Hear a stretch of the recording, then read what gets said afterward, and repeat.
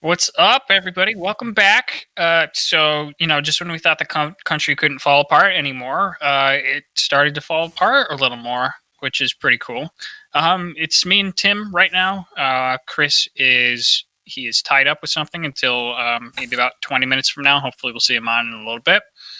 I figure me and Tim, we're probably just gonna entertain you for the first 20 minutes. So obviously later. Yeah, exactly. It's just gonna be us dancing, which means turn it off now.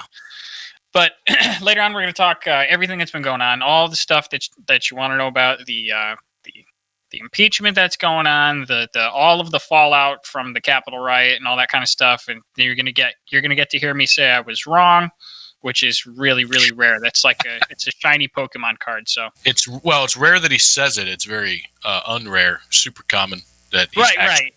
Yeah, well, so you don't misunderstand. All right, so yeah, I don't know. So we're just hanging out for now. So what you got, Tim? Yeah, we can just pull up a couple funny things. We usually don't spend as much time as it seems like we want to on some of these memes. So maybe we can do that. We were forced to get some time in with it today. Yeah. I was thinking about that. While we're talking about that, I was thinking about reformatting this podcast a little bit to deliberately, like every podcast, we need to have a good, happy story in there because I'm losing my mind. I don't know about you. I need to see that there's good stuff in the world. Yeah, I feel like not on purpose, but we've kind of fallen on that. Negative news gets the views, right? Like we don't do it on purpose. It's just what are we interested in? What do we find to be valuable? And it generally is around negative stuff. So. Yeah. We can talk about the positive news a little bit later. Trump got impeached again. So. And I'm barely going to argue with you on that. Barely. You just lost like all of my hardcore. Anyway. Well, they already know how I feel about Trump, so it's I think they'll understand where I'm coming from. I thought this one would be a fun one to talk about. I think you can get a lot of this. Yeah, I think you can get the comparison, but I think it would be interesting to hear your side and kind of talk about my view as well. But like, they're definitely not apples to apples comparisons, right? Right. Yeah, there's some difference with it, and somebody actually made a really good point further than this. I saw this, and I didn't even bother to dissect it because it was a decent point that bears. It doesn't prove the point, but it's decent. They said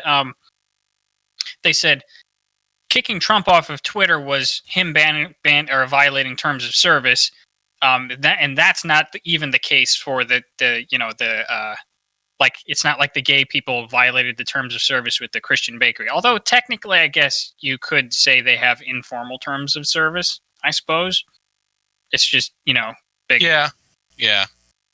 I think at the high level, if you want to say that a business or an entity or a person should have the right to be able to service whoever they want, right? Generally that as a more libertarian kind of view, that's how I think of it. I kind of generally agree with that, right? But which doesn't mean we support it. Like I'm pretty sure if you owned a bakery, you would bake a gay cake. Yeah. Dick and all, like dick and balls, like all of it. Yeah, no, exactly. And what I was going to say was like my view generally is like I feel like I should be able to offer my services to people I want to or not want to, and but at the same time, like I don't agree with discrimination. Right. Yeah. Right. 100%. And so like, how do you? It's a weird balancing act in my mind of like what the right level of saying. This business has to act a certain way versus, Speaking of balancing act, man. I mean, not to bring it back to the meta topic that we're going to be talking about today, but my brain is just getting pulled apart in every direction because it's like everybody. I know I said this last week, but even between last week and this week, it's like I had almost in my entire family was generally aligned with me politically, and now it's just everybody is off in the weeds. And I'm trying to do this balancing act where I'm trying to figure out, okay, this was my stance. What was my stance this whole time? Because I need to be holding on to that more than ever now. But why? Like, I think To me, watching what's going on with the Trump base and the supporters is almost like watching a religion find proof that their religion is bullshit. Right, that there were dinosaurs. Right? Like yeah, it's exactly. And like some of them are like realizing it and are like, oh, okay, I need to reevaluate my situation. And others are just like doubling down, like, nope, I'm already in this. This is what I believe. I can't change my opinion. I'm locked in. And I think that's what really hurts people is not being willing to adjust your view based on new information. Yeah, you know what though, Tim? Normally you would be right, and you are right in the general. I think the problem is that the people are not getting that information you're talking about, right? So the new information you're talking about. So like we're seeing so many phenomena like on a scale that we've never seen before, where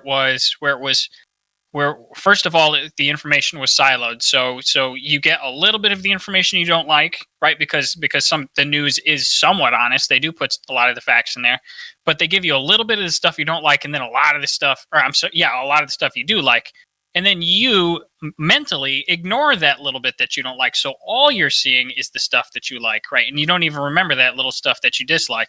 And it's like you have that on top of the fact that, again, information is more siloed. And then so this past week I've gone into every little echo chamber that I could. I watched the Young Turks. I went to I watched Tim Cass, Ben Shapiro. I watched some QAnon stuff. Like I watched everything I could get my hands on. And if you spend enough time in each of those spheres, the world starts to make sense through their lens, and you can absolutely 100% see how their world makes sense. And so I'm getting really fucking stressed out because I'm having a hard time knowing what to actually believe. Yeah, I think that is, as we've talked about many times, is the crux of the problem. Is there's the echo chambers, the false information, the twisting of information on both sides, all sides. Everybody's doing it. It isn't just targeted at the right. And critical thinking just doesn't exist, right? Like, I think that's why I end up falling in the center so much, because a core of how I live my life and how my brain works in general, right, is critical thinking. Anything I ever hear that's ever said to me or I read, or I never just agree with it. I'm always like, yeah, but maybe. And and I think that questioning and always wanting to look at it from other points of angles and has helped me to fall down the middle and find this middle ground. And a lot of us do that, like I do that, and I'm sure Chris does that. And then maybe me and Chris are not the best examples because we're here, on this show. We do want to talk to other people, and a lot of people do.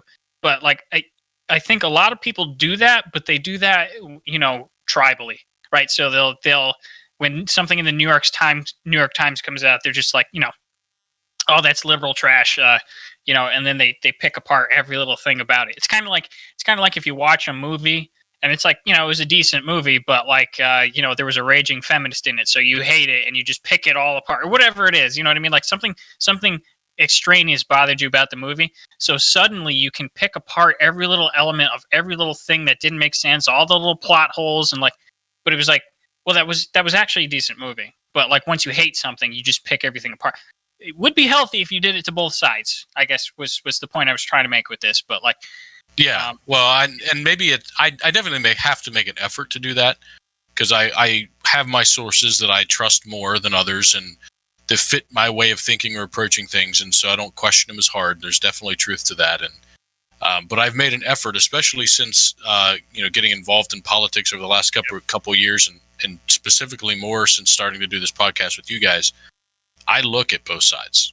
If I read something on Fox, I go straight over to the left and do something there. And that's going to be my answer. I'm thinking about putting out a direct message, for the audience. We've been thinking about sort of doing spin-off videos or other videos or partial videos with just two or three of us, or two or one of us. I've been thinking about doing a direct message to tackle a lot of the voter fraud information that's going around, because I was recently sent a bunch of them as per my request on the last episode, and I would really like to delve into those things and Some of them I can't even debunk myself, but there are things in them that that should be raising red flags for you, right? For example, Well, let's pull one up. Let's look at it. No, I don't have them up right now. I don't have the okay. links. Okay. I'm not totally not prepared for that. And this is something that should be done in a very prepared fashion. These videos are going to be like maybe 2 hours long with me editing it way down. You know what I'm saying? Like these are going to be pretty. Yeah. Yeah, I mean, I'd love to see red flags and all this stuff. Like, if you want to believe this stuff, it's easy enough. The information's right there. It's put together in a nice package, and the guy seems sincere, and probably is sincere. But it's like there's red flags. Like, oh man, this guy believes Jeffrey Epstein is still alive, and that people are holding him hostage so he doesn't, take down the world's billionaires. I've seen some really convincing statistical analyses on the election that showed like, there had to have been fraud. This couldn't have happened. And as soon as I watched it, I was like, yeah, okay.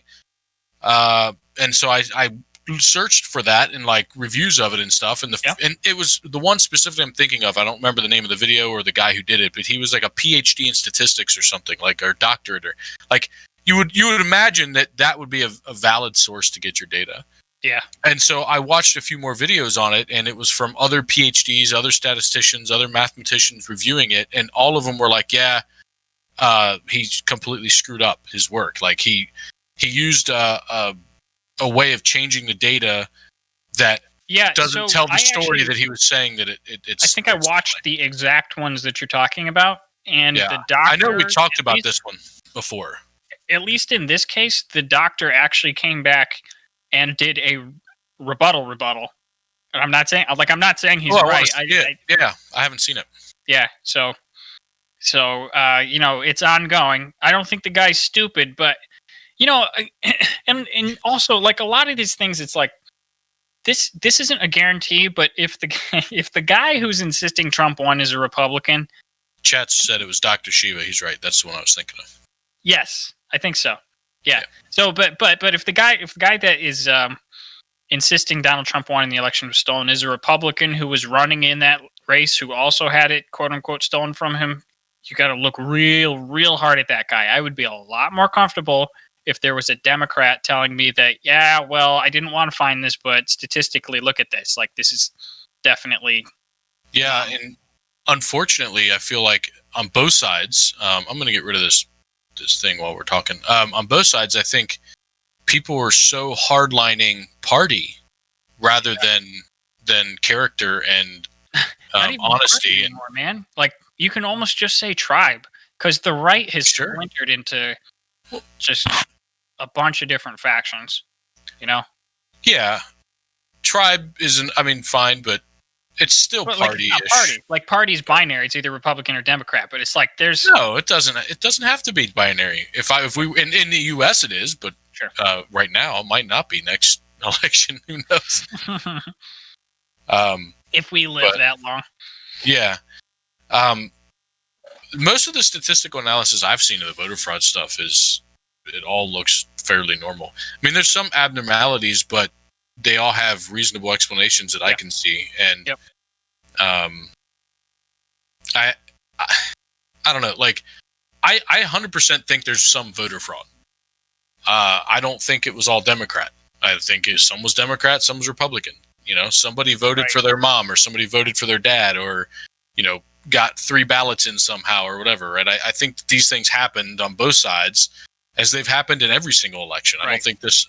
I guess a better way to say it is, I don't think voter fraud in this election was significantly different than any previous election. Right? I would probably agree with that. About the same. And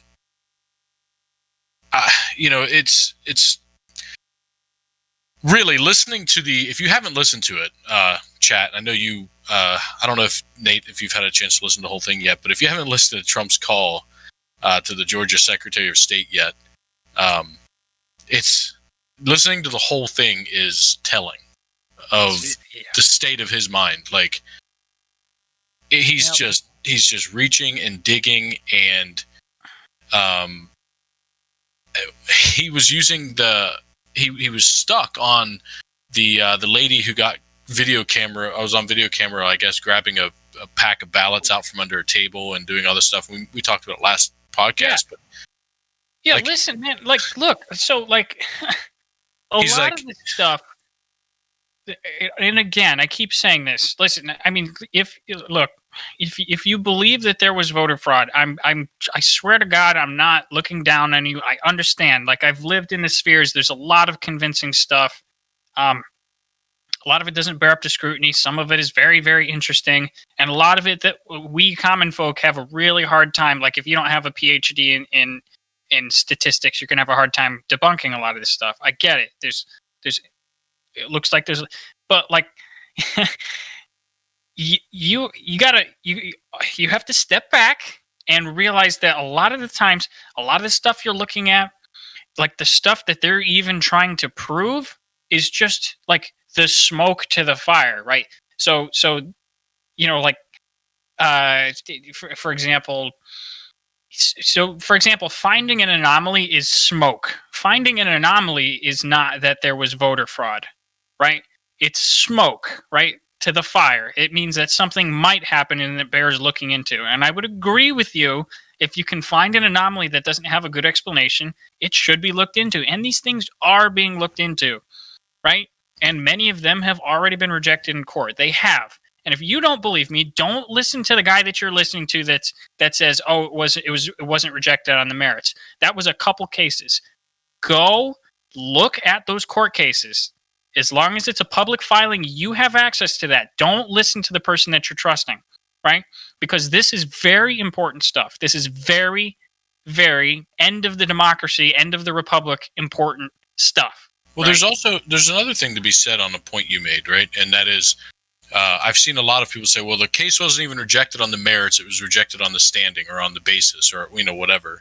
Yep. And that doesn't mean that it actually had merit, though, right? They never even got to that point. Mm-hmm.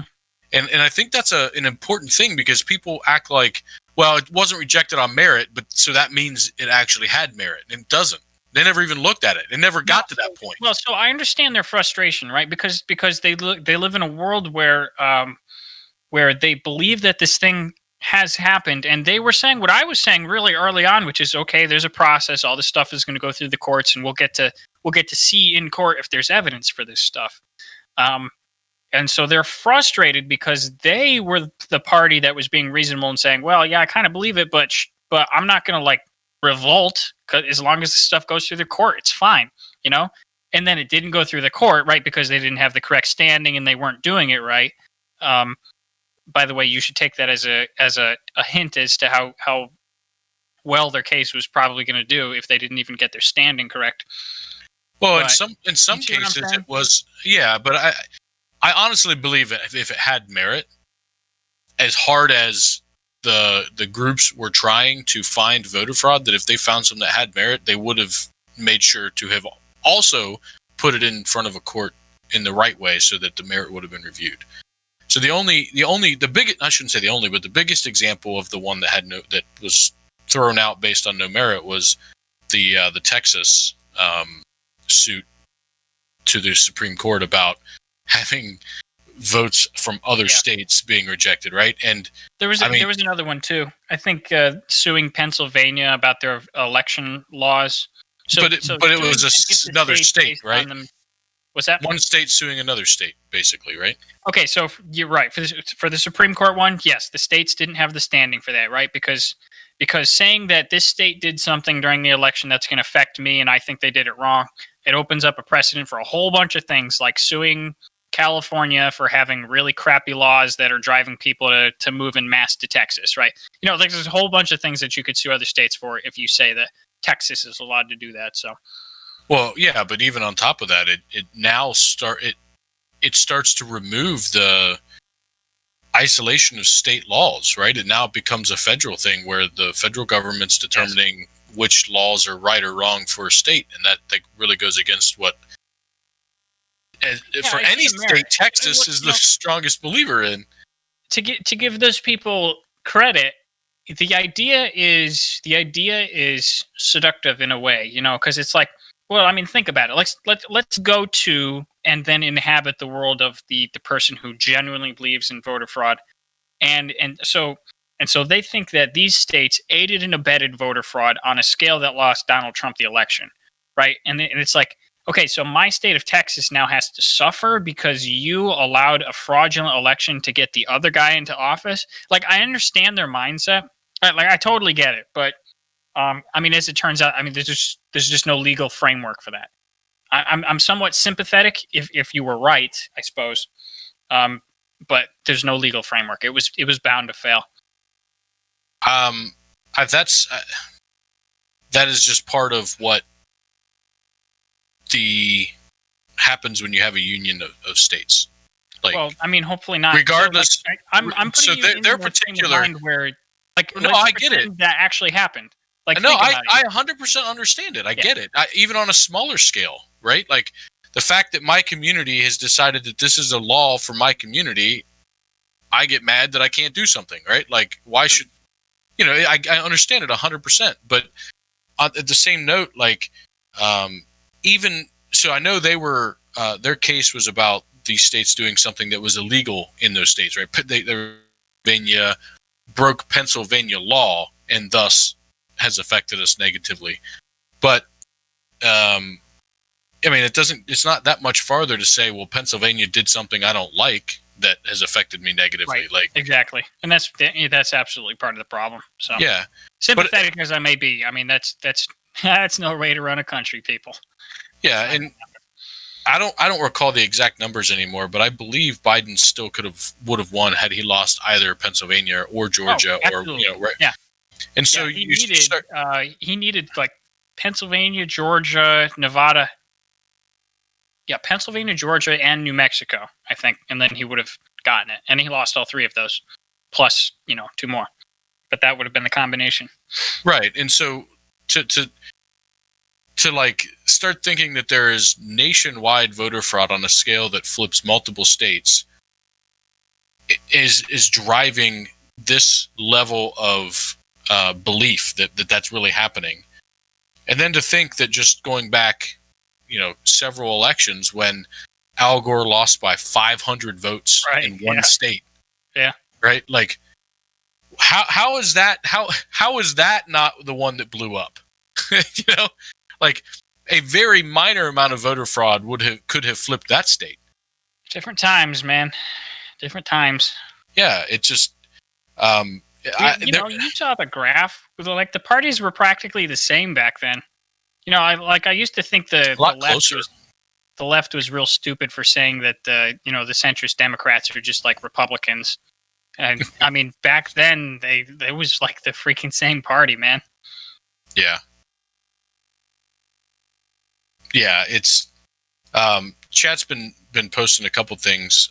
So he was talking about the Dr. Shiva video. He said that they were supposedly proving patterns and not amounts, and that So if I remember, he was trying to. They were comparing patterns of people that were voting party across the ballot versus people that were varying their votes, right? Yes. They, and the other guy in that video was also looking at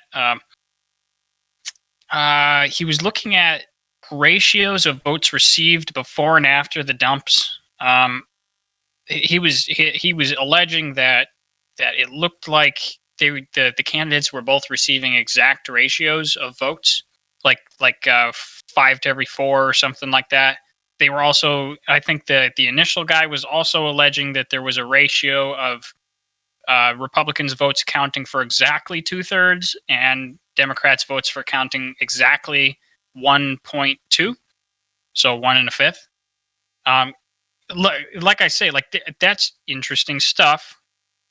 I just need somebody to prove it, like to come in and say, hey, I'm a Democrat, I'm a statistician, I took a look at his numbers. Yeah, I mean, I don't know what to say. It looks like he found something. You know what I'm saying? Like, until that happens, it's really going to be, I'm not, not really. Yeah. I actually saw the debunk video before I saw the original. And me too. Yeah, me too. I think Google was kind of, I not to get into conspiracy theories, but Google was probably pushing that guy. Maybe, I don't know. I don't really blame him, I guess, but yeah. Well, let's move into a different. Let me see if I have another. Yeah. Let me just say. So to you, go ahead. chat. I'm thinking about doing a special message video. Tim might join me. We might do a debunking. Like I said, we're not fully qualified. Neither of us. Well, Tim's more of a statistician than I am. But we're, a lot of this stuff, it's pretty difficult.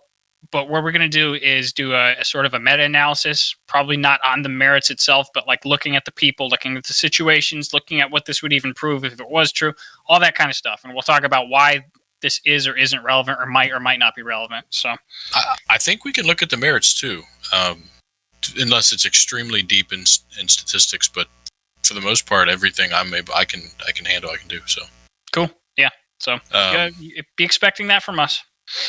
I thought this one also hit home for some of the stuff that we had talked about.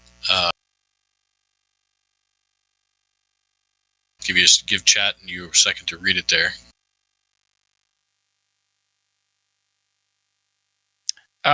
Okay. So, right. So there's a bunch of underlying premises here. One of them is that Republicans agree with the top guy. Well, yeah. So before we dig in, I want to say I'm showing this because I think it makes for good conversation, not because I, 100% agree with either person or anything it said. Right? I just think it's how we do it here, dog. Yeah, but also the same thing can be said for the Black Lives Matter movement and how far some people took it versus others, right? And what some people say versus others. Like that's a fair statement to make about any of these. And you hear it all the time where somebody will say, well, the left thinks or the right thinks, and it's immediately a wrong statement because there's not anything that everybody on the left or everybody on the right agrees with. So hold on here. Let's see.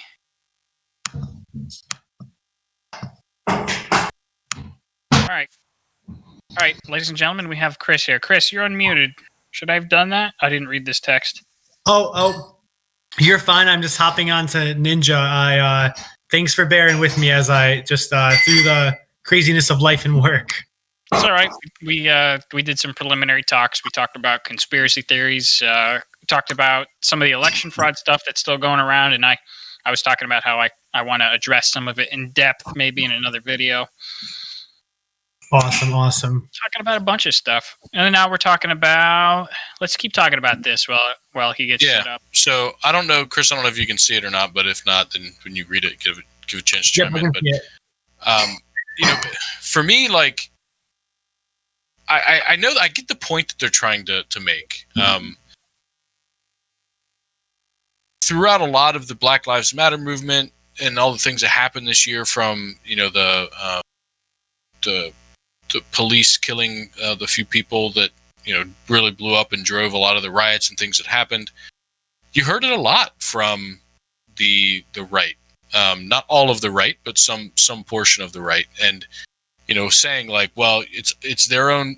Not then. Almost everybody I know that ever said this, that I heard say this, would always say, "Hey, it's a tragedy. I don't think they should have died. They didn't deserve it." Right? I don't think people generally believe that, but they, then they would come back and say, "But look, they were resisting or weren't listening or did X or Y or Z that resulted in this happening." And to some extent, I 100% agree with that. In that, in almost all of these cases, not all of them, but many of them, it escalates because the individual, wasn't doing what they were told or supposed to. But that's very common. So, I do think that there's still an issue, even though they were resisting or they were not complying. Doesn't mean that it should necessarily have escalated to lethal force. And with the training we have and with the situation in our country and with how things are, that is where we're at. But how do we fix that? How do we make it better?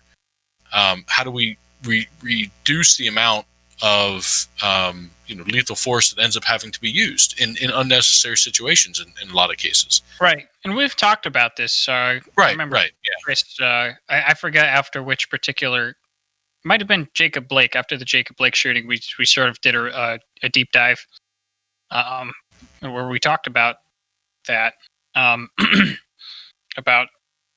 Yeah, we did. But so I understand where both sides are coming from, but in this particular tweet, I think that's actually not a tweet. I don't know. Anyway, this particular post. That's a tweet. Is it? Okay. Yeah. I generally am not on social media much. Right. That's probably also. Yeah, that's probably also why I'm able to stay so centrist. I don't let myself read all the BS unless it's so big. But unless you have to do it for the left, right, and center show. Yeah, but I think both sides here are living in their silo, right? They're not opening their minds up enough to understand both points of view, and they're focusing on one side. And I think they both have valid points, but well, let me say it like this, because I actually started saying this earlier, and I'm curious what you think about this point, Chris. Yeah. So everybody is Jordan Peterson has a rule number 10, which is be exact in your speech, or approximately. That's kind of what he said, or something like. Anyways, so be exact with your speech, right? And then the reason is that, especially in these days where everybody can take and misconstrue, and then everybody's playing the telephone game until eventually you don't even know what the original was. Like, for example, people still say that Breonna Taylor died in her sleep, even though she was standing up. Like, not that makes it better, but like they're still saying that misinformation because everybody's playing the telephone game and nobody's following up and nobody's being exact with their speech. And you see that with almost everything, right? So in this right here, this tweet is a perfect example, because you have two things that are about a shade off of what they should be, right? You have the top part, which is put out as a stereotypical Republican point, but that's not a stereotypical Republican point. And then you have the bottom part, which is slightly different than what a Republican would say in the first place, right? So it's like you got a straw man on the bottom, and you have a nut picking on the top, and now you have something that's completely devoid of reality. Like nobody should be having this particular debate. Yeah. So while we're waiting for Chris to get his picture up, chat also threw out another line that I think would be interesting to comment on. Amanda said, how people have been saying that if it was BLM that had been storming the Capitol, I believe she means that the Capitol Police would have been more prepared and that there would have been more action back on them from the Capitol Police. And correct me if I'm interpreting what you're saying there correctly, Amanda, or incorrectly. But do you think there's any point to that, Nate? Do you think that if it was a different group, if it wasn't the Trump supporters, if it was any other group rioting or anything, that there would have been a different reaction from the Capitol Police? I would love to hear your response on this. Yeah. So there's we're not having the conversation I think you want to have, Chris. There's a shade of a difference. No, I'm serious. Like, because what I'm going to answer is what would the cops have done different as far as preparedness, right? And I think yeah, absolutely. If it was on the same scale but a Black Lives Matter riot, I'm sorry, God, it just rolls off the tongue. I'm sorry. There's the bigot in me. If there was a Black Lives Matter protest, there has been violence at Black Lives Matter protests at a large scale beforehand, and so they would have been completely remiss to not bulk up the security forces ahead of time. I think that's. But wait a minute. Wait. I'd like to hear what you have to say. Recent accounts have shown that there was evidence that there was a higher level of violence that should have been anticipated. There's an FBI report that came out that was published by the Virginia branch the day or two before, either the 5th or the 6th, I believe, and no, the 4th or the 5th, that was essentially outlining, this is actually pretty big. There's a lot of people that are anticipating a little bit higher levels of violence than otherwise. Like, it was organized to, whereas Black Lives Matter, first and foremost, if there was riot, there was violence, it's not organized. It happens out as a spur. I'm not saying that makes it better or worse, but this was like, you had people showing up with zip ties ready to like murder, do incredible harm to our legislatures. Like, you had people scouting out the Capitol the day or two before, taking tours with like congressmen, or maybe unbeknownst to them, but either way, taking tours. Like, this was a planned thing. This was not, at least a core of this group, it was planned to get this going. So to be exact in your speech, how do you know it's at least a quarter? Oh, I'm actually being relatively polite. I think everybody there was misguided and wrong. I'm giving you guys the benefit of the doubt that I think a portion was more incredibly misguided than the rest, and were organizing something, hoping the rest would join on for. If that makes sense. To Chad, I think we're waiting for Chris to get his video up and going. He's just talking while he's getting it working. Yeah. All right. Well, now that Chris, while you're here, we can talk. So let me just, we can kick off into that. That's a good topic to start on. I just wanted to issue a bit of a retraction. I just wanted to talk about, so I mean, last week, I feel like I didn't have all the information yet, and the officer hadn't died yet. I wasn't even aware he was assaulted yet. A lot of information came out. I watched a lot of the footage in the past week, and I revised this incident from a 4 up to a 6 out of 10. And 10 is firing on Fort Sumter. It's Civil War time. So I was a little bit too lenient on it last week, 100%. And then, like, even with acknowledging last week, I specifically said I wasn't for it. But here's why it might have happened. It's still, an officer died, right? They hit him in the head with a fire extinguisher, right? Those pieces of human debris need to be put in jail for the rest of their life.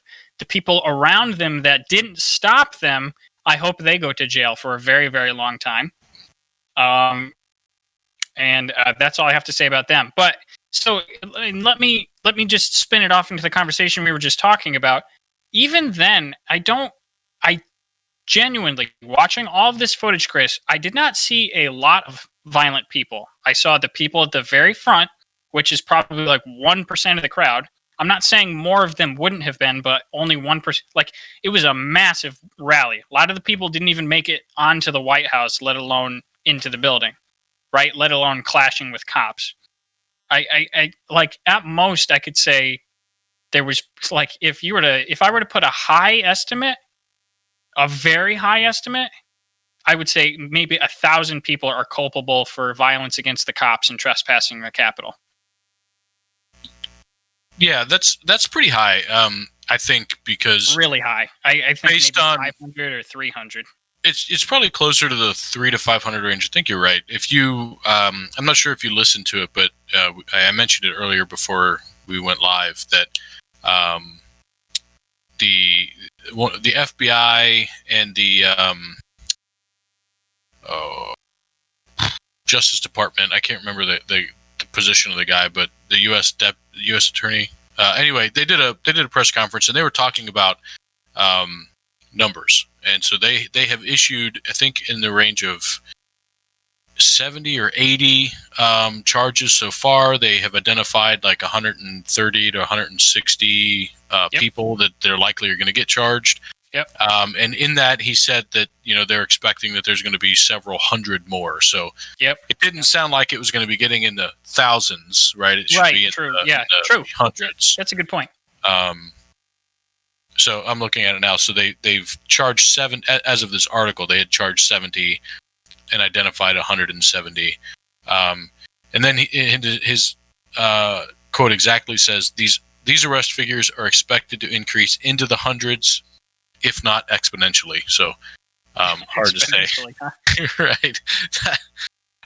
But yeah, so I think your estimation is probably right. But at the same time, like, that's a pretty large number of people. Yeah. There's also a selection bias for that crowd, right? Because conservatives just don't protest. And so if there's a, quote unquote conservative there, they're probably really fired up. You know what I'm saying? So, like, again, like, that's, even that crowd is not an accurate cross population of the, Republicans. Can you guys hear me? We can get into that later as to whether that represents Republicanism. Just mute Ninja Stream. Ninja Stream. Yeah. My Ninja Stream is muted. All right. I see you, Chris. Oh boy. Got it. Me? I'm live? Yeah, you're live. I'm not watching the YouTube footage, so. Can we just acknowledge? I'm sorry, but something that Tim, you shared earlier that I was waiting for my video to be up to share this for. There was a comment that made. I just want to. everyone's kind of, you guys had made this like conception or this notion that Who's everybody, you guys? Me and Nate. you and Nathan, I had agreed on this earlier. Correct me if I'm wrong, that everyone's kind of creating this false reality. It's, everyone's just looking at their side. Yep. I would argue that unless we're creating a Truth and Reconciliation Commission, there is a explicit right and wrong side right now, and part of the correct side, I saw a tweet that also came up, and not to make this a tweet, but it's like, maybe if Republicans sided with the impeachment wouldn't be so divisive. Maybe if Republicans weren't acting still to overturn the election by voting against it, this wouldn't be so divisive. The reality is President Trump stoked the flames for this group to march on the Capitol. And this was not, I'm sorry, but this is not just a minority of the conservative population. A significant portion of Republicans in our country right now are at least sympathetic towards what happened at the Capitol. And I get it. I get, Black Lives Matter. Sure, they're violent. We're angry. Whatever you want to tab us at, right? But we burned down a federal court. We whatever, right? And which we would argue on our side wasn't even. Those are the extremists. But this is the United States Capitol, guys. Like, this is different. And I know that you're not defending. Yeah, I think. But they're protected. Most Black Lives Matter, most people on the left, and I think this is pretty clear. They are, but the what's fanned the flames of this is that President Trump hasn't rolled back on this, really. There's plenty of Republican members of Congress who there was, like, I don't know if you saw this, former press secretary Sarah Huckabee, right? She it went viral. Like, they're like, we're losing all these followers, and look, Biden's gaining. Like, these are the responses that I'm seeing. At least this is what the left is seeing. This is what a lot of the country's seeing. To be honest, this is beyond just the left. The conservatives I had in my peripheral that normally would be sympathetic to Trump are agreeing with these notions. It's like Republicans right now seem to be like upset about Twitter followers. Hold on. And then knocking off this group as an extremist and not taking responsibility. Oh, man. So first of all, it seems like we have a couple second delay on electing Trump. It might be me.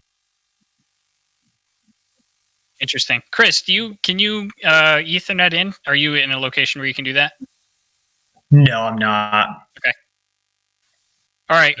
We'll make do. I can always kill my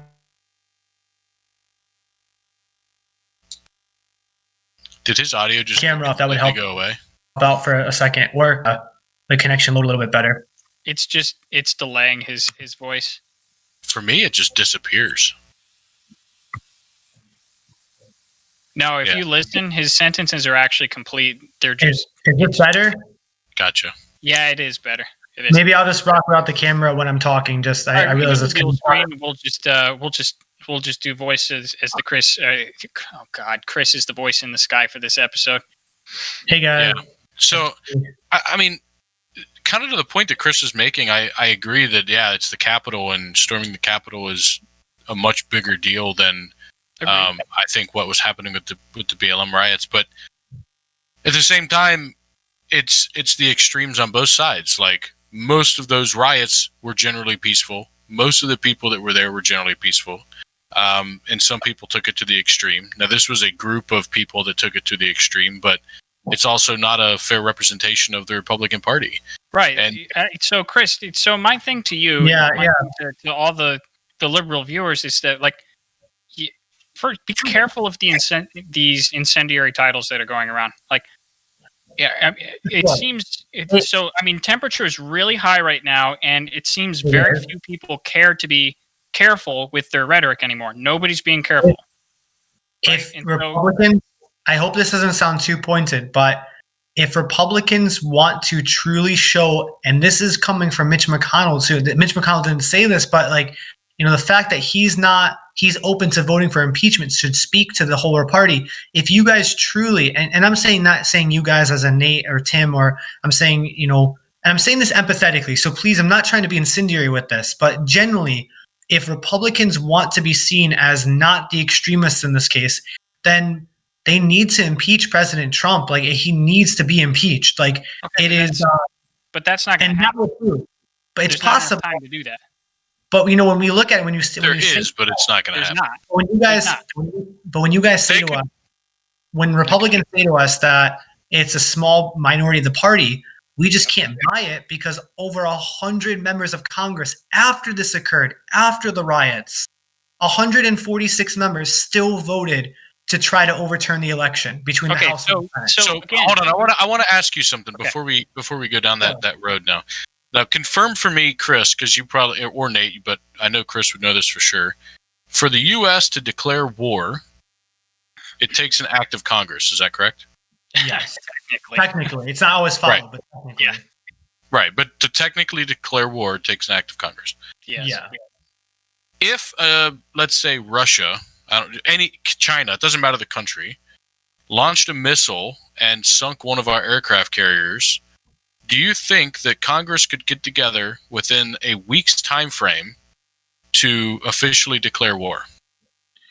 No, but that's why the president has. So then, to that point, Congress has enough time to get together and do an impeachment vote.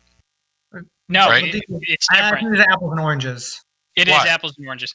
So number one, I like your premise, but your premise is flawed, because the president can act unilaterally in defense of the country. I'm not talking about being able to mobilize troops. I'm talking about declaring war officially. Specifically, he has powers to be able to enact war without congressional approval if it's immediate defense, like that kind of stuff. So that was the first part. And then, hold on, no.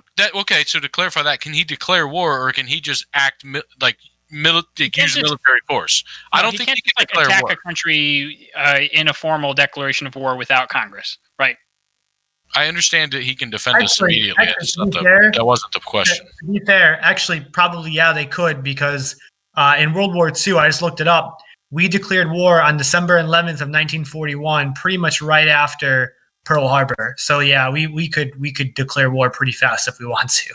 Yeah, I'm sure we can. But apples to oranges. So the reason why that's not a good comparison is because even if the House spits out an impeachment within 1 hour, which is not possible, so like within a day or so, or 2 days, they did impeach him. Not today. Right. But then that needs, first of all, the Senate is not in session. Whatever. I guess we're arguing for how fast we can do this if they were. And no, I'm arguing for if it's important enough for them to have a special session. Granting your premise, they still need to have a trial. What trial lasts less than a week? Technically, they don't technically have to. The trial is for them. No, it's a formality. It's not in the Constitution. It's something that we've created through Senate procedure, but they just have to vote. Yeah, they just have to vote. I mean, but realistically, a trial can be done in a couple days. I mean, it's not. Okay, but I'm not making worth his salt will make that trial last longer than a week. They don't have no. They could have made it last longer the first time, and the Congress basically squashed it immediately, right? McConnell's not obstructing it, though. McConnell's like, yeah, you know what? I might even vote favor of it, depending on how good the arguments are. So I'm not making the point that they should necessarily go through and officially remove him from office from the impeachment. To be honest, I'm torn on if the House impeaching him again was just a waste of public resources. But I get both sides. I think it's a symbol. Yeah. It's important. I'm not saying it's not that either. So I'm kind of split down the middle on that. But I don't think there's any way in hell Congress is going to get together and do this in time. But the point is, if it was important enough, if they felt like it was important enough, they definitely could do it. To the point of there is time. There's a week, right?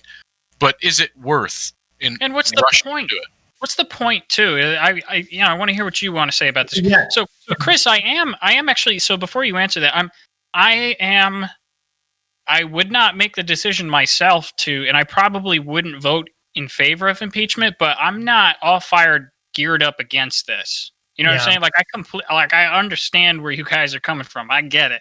I really do. There's a lot of reasons for it. If you'd like me to speak on that. Yeah, go for it. Yeah. So the major ones are, first and foremost, we do believe he has indeed committed impeachable offenses. He Which one? Trump. Yes, I know. The inciting violence on the Capitol basically is I believe what the House is going for, because of when we look at the track record of information, there's a lot of we already have talked about this, right? But with based on new information, the key things that stick to us that we look at is like, yeah, this makes it more problematic is that there was an FBI report the day before, so there should have been more security called. When the governor of Washington, D.C., tried to get the National Guard, he was blocked from it, and by the federal government. So that seems a little bit more like insidious than it probably needs to be. However, I don't think that's a thing, man. I don't. National Guard Trump was not withholding the National Guard to allow this to happen. Somebody was, and we need to figure out who it was likely a bureaucratic procedural block. I haven't in my research, I haven't. And I was all over the board this week. I haven't even heard anybody talking about that. Well, that's one that bothers us is why wasn't the National Guard called in higher force? No, that bothers me, but not the. So from what I understood, that was all bureaucratic nonsense. Like it was just people blocking it because it was that's against this regulation and that. I'm a rule follower, so I totally get it, but. Got it. And then when we look at the actual speeches that Trump was giving beforehand, riling it up. There's explicit quotes. I'm gonna parse it. Right now, so please forgive me. But there's words like we have to be strong. We can't be weak. We have to fight. Let's march on the Capitol. And then I love you. And then when the Capitol was being marched on, he was still tweeting out crazy stuff about what was it today? I thought it was a BuzzFeed, or I thought it was the Onion article, but it's real, dude. He threw his wallet at Mike Pence and was like, "I'm not your friend anymore." He wanted Mike Pence home. Did you hear it called? He said you could either go down a hero, or I'm paraphrasing. Go down a hero, or you can go down a pussy. Yeah, patriot or pussy. This could have all been, and I know this is not an impeachable offense intentionally, but I just want to say it out loud. This could have all been prevented had we had a peaceful transition of power.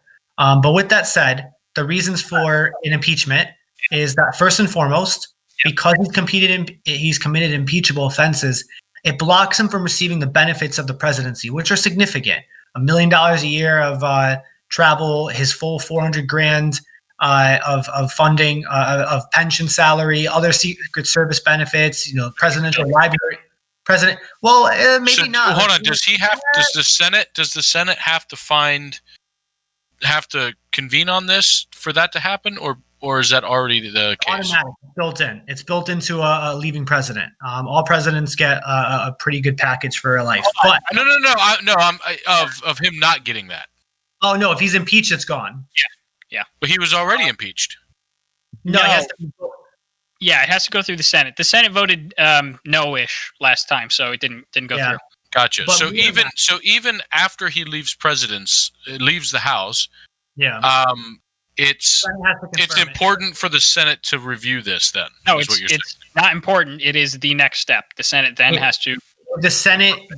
I know, but okay. What I'm trying to say is the fact that he's got a week left of his presidency and then he's out, right? So my understanding and most people's understanding is once he's out, it really doesn't matter if they find him guilty or not because he's already out of office, right? So the point I'm trying to make is that's not true because it has other implications other than just if he's in office or not. He needs to be impeached now. You can't take away it afterwards.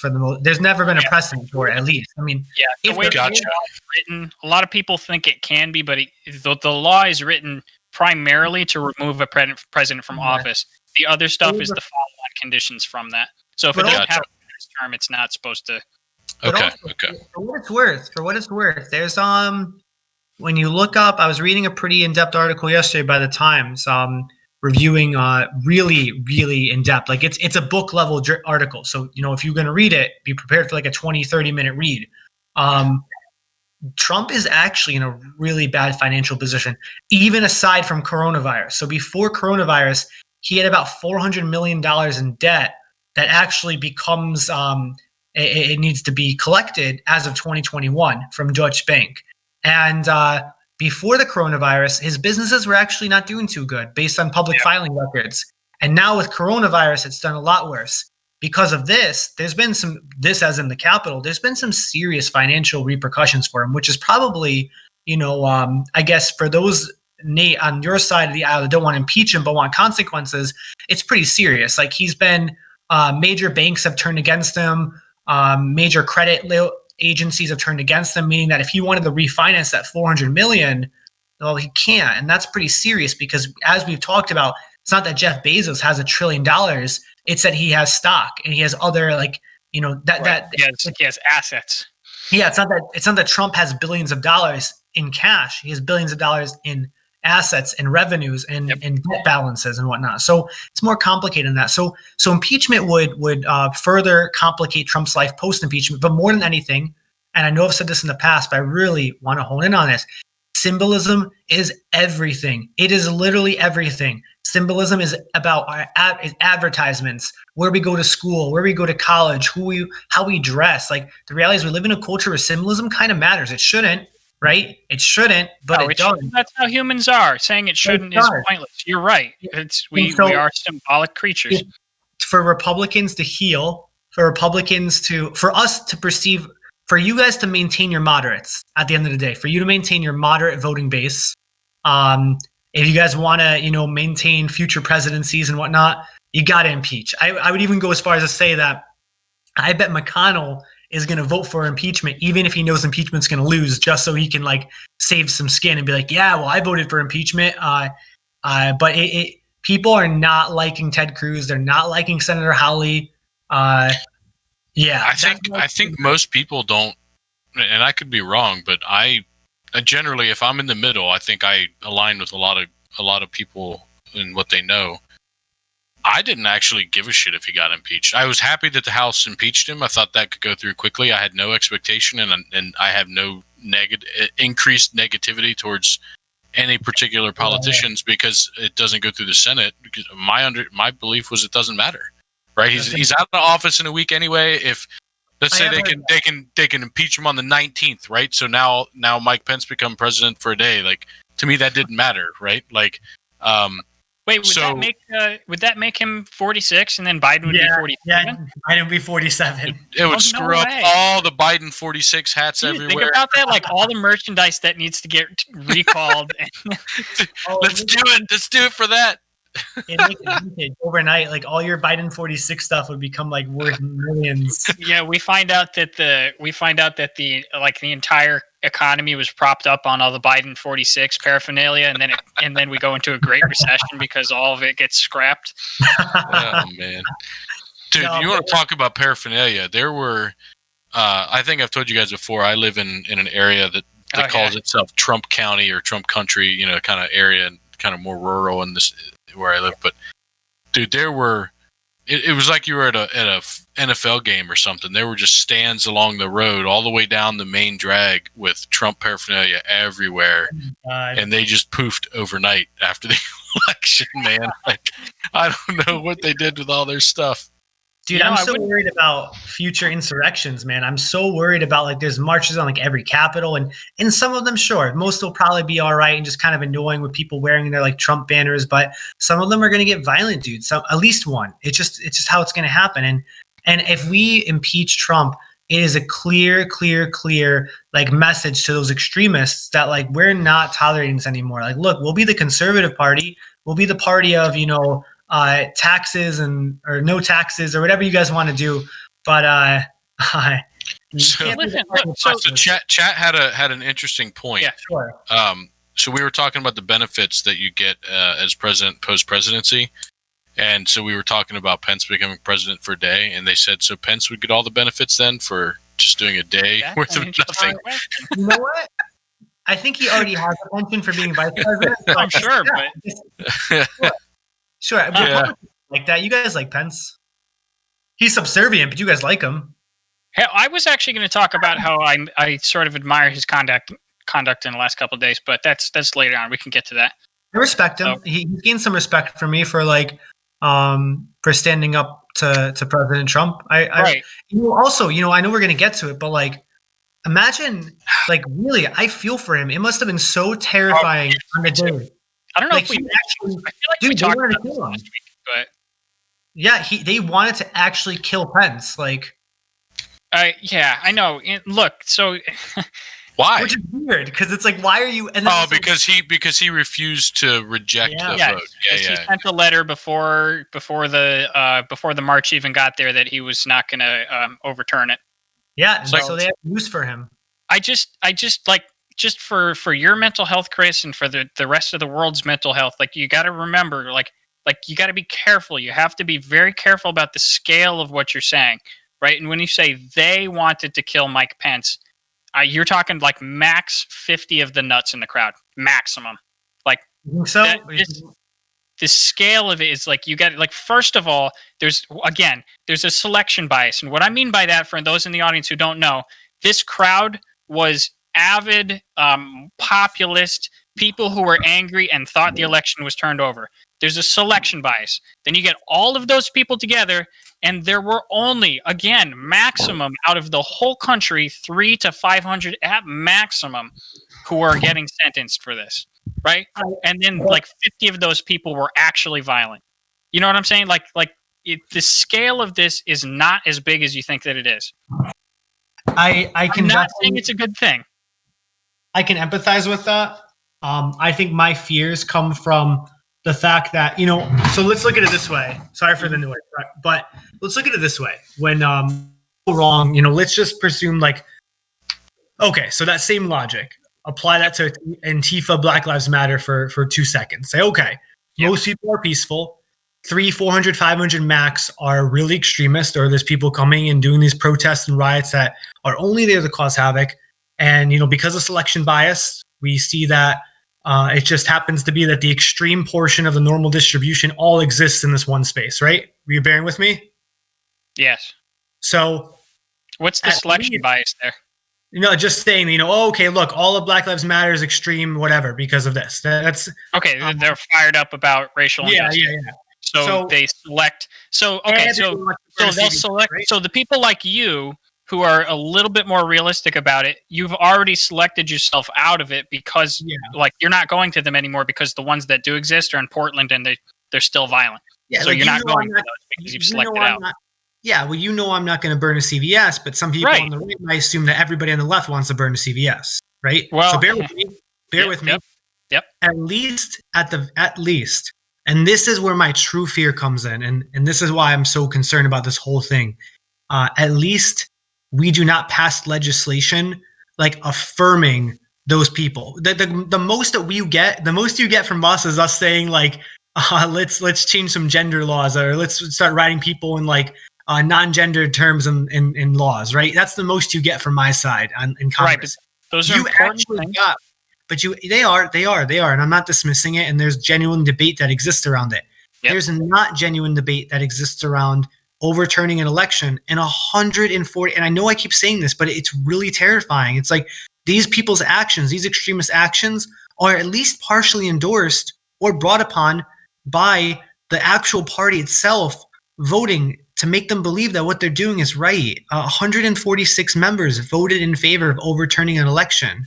That's really terrifying. So that's actually part of what I was going to say was a lot of people are holding Trump's feet to the fire for what happened at the Capitol, and rightly so. He had a massive part to play in it. Not just the speech he gave right beforehand, but how he's been building up this, this mentality for so long. But anybody that was just towing the party line, going against their beliefs, against their, what they'd seen to be true or believe in or whatever, like in saying, it's a fraud. We need to file these charges, and they all helped drive this to happen, right? Like, if it was Trump by himself just saying all this stuff and nobody else in the Republican Party was backing him, this would not have happened, right? This was a party thing. This was a massive amount of people putting out the same false information or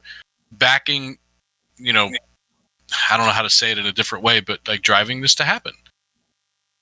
So they're not going to get held accountable, though. Let me put it in these terms. So obviously the scale, let me just say, I think there's 4 points that I want to make here, and 3 of them are incredibly related.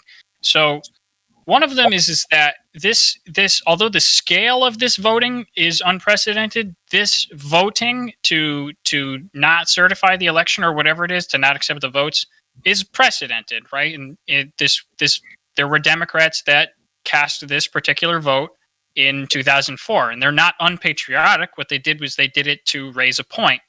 And these Republicans, despite the fact that it was many more, were doing the same thing. And Chris, you should know, especially since you were on Capitol Hill, you know that they knew that they weren't going to win because everybody knows the outcome of every vote before it happens.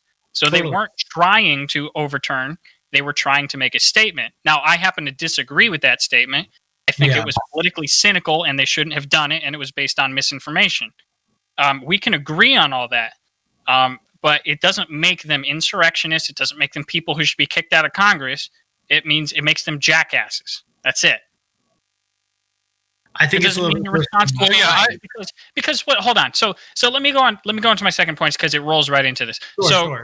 So because you have to be careful about what you hold politicians responsible for, right? Responsible for their rhetoric. So like one of the things you said is like, we have to be strong and fight, and he used incendiary language. First of all, that's every politician ever. Every single one on both sides of the aisle uses strong language in a combative tone to get their base fired up. Every single one of them says we have to fight for what we want, right? The difference is that you agree with the other ones, and I and half the Republicans disagree with Trump, and you disagree with Trump. But you got to be careful. Like you can't just say incendiary rhetoric is off the table because then we literally wouldn't have a Congress. And then look at each individual cases, right? So if you had an issue with incendiary rhetoric, you would get rid of Senator Bernie Sanders because after he said that we Republicans wanted to remove health care and kill your grandma, a guy showed up to a congressional baseball game and shot Steve Scalise almost to death. When Representative Alexandria Ocasio-Cortez said that we were hosting concentration camps on the southern border, a guy showed up and tried to firebomb a facility and got shot to death because he was trying to take down an ICE facility. Nice. And then there was one more, and I'm sorry, everybody. It was a nice rant, but I think I'm done because I can't remember it. I get it. Those are but these are also one-off scenarios where this is like a whole aggregate of people. But is the principle not the same? The principle is the same, but the magnitude is significantly different, and therefore I think the response requires a different magnitude. Okay. I generally think that if I'm doing an apples to apples there, I understand the different scope. I understand Trump has a much bigger pulpit than his people. I understand. I get that stuff. But as a matter of principle, if and we'll talk about incitement in a second. It's incendiary language being wrong, which at least 50% of the people in Congress are, because one of the parties got to be wrong. Everybody can't be right. If being wrong and being incendiary about it was a crime, we wouldn't have half the people in Congress. It's not unprecedented that the punishment for a crime varies based on the result of what happened because of that crime, not because of the underlying crime itself. This isn't a direct apples-to-apples comparison, but to give you an idea of what I'm saying is, if you are drunk driving and you get into an accident with somebody and it just turns out to be a fender bender, you get a drunk driving charge, it's a felony, you lose your license, whatever. But if you end up killing somebody because of that accident, you now are charged with manslaughter or worse. Right, but that's different. So hold on. The crime you committed was drunk driving, and you ended up hitting somebody because of that. Yeah, that's the crime you did, right? No, that's what crime you committed was DUI and vehicular manslaughter, which you have personal agency in both of them. You committed two crimes there. If it's cool, if I can build on this, maybe let's say I go to a bar and you murder one person, and because you're angry, and then you get arrested for murder. But let's say that same scenario, a person goes in and they murdered the whole bar. Same crime, same intention. They're angry. One's micro genocide. Crimes. You took guys, like you get no. That's you're making the exact same point we're making. You just don't realize it. Like the same action took place. Okay, if you don't want to use drunk driving as an example, let's say I got in a fist fight with somebody. I punch somebody, I get assault. I punch somebody, they fall down and break their head open or something and die. I get manslaughter. My action was the same. I hit somebody. The result was different, and so the charge that I was given is different. And that's the same thing we're saying here. Like by speaking out the way he did, had nothing happened, he doesn't get charged. Okay, so if something happens, he gets charged. It's not that the action changed. I understand that. Okay, so I'll concede that point. So, but the problem is that we go back to my thing. Like Bernie Sanders shouldn't be in office. Representative Cortez shouldn't be in office. Maybe we will lower the scale of the magnitude. We should definitely call them out for these things. He's dying. I was totally bothered when the dude. I was totally bothered when the dude shot up the Republican. I'm not saying that you weren't. I know, because you're a good person, right? And we're all good people here, generally speaking. But my point is that there is a very direct tie, right? In special, like I chose these cases because there's a very causal link between the rhetoric and the action, right? Because we know that particular guy who shot up the congressional baseball field was a very ardent Bernie fan and was upset at Republicans. So he went and shot Republicans, right? And so Bernie Sanders' rhetoric directly or indirectly caused that. Yeah, I don't hold him responsible for it because that's ridiculous. You have to be able to say things in this country and make your case. So do you think that Trump should not be held accountable? Not accountable like it's his fault, but like for the actions of the other people? Do you think that he is in the clear here? So if you're talking legally, and I wanted to get to this because your first point, Chris, was incitement. Legally, no. He absolutely is not accountable legally. Morally, he should feel like a piece of shit. I don't know the legal. I don't know the legal side enough, but what's that? I don't know. Go ahead, Chris. Some fun breaking news that kind of also just like, I get it. We're talking that this might not have been a huge group of extremists or insurrectionists, but kind of like reaffirming like how serious this is. Ayanna Pressley's chief of staff made a press statement, and this is per the Boston Globe, that when they were in panic, they realized that somebody had torn out the panic button in all the locations in their office, which would have had to have been preemptive. So it happened before the Capitol attack. All right, hold on. So just think about that critically, Chris. That's bad. Hold on. Just think about that critically. I'm not saying it's not what you're saying it is, but what other explanations could there possibly be for that? I mean, why? Well, also, who the hell installed panic buttons to be able to be ripped out and not trigger the signal? That's what I'm saying. Well, that means it has to be an inside job. Okay. You don't think there's any other rational explanations, such as like maintenance? I think there are Capitol police officers that were involved in supporting this. Okay. Yeah, I'm not going to say that it's not possible, right? And that it even doesn't make sense at all, because generally the law enforcement is on their side of Republicans, so it's very possible. But I've never said anything was an inside job before, but not even 9/11.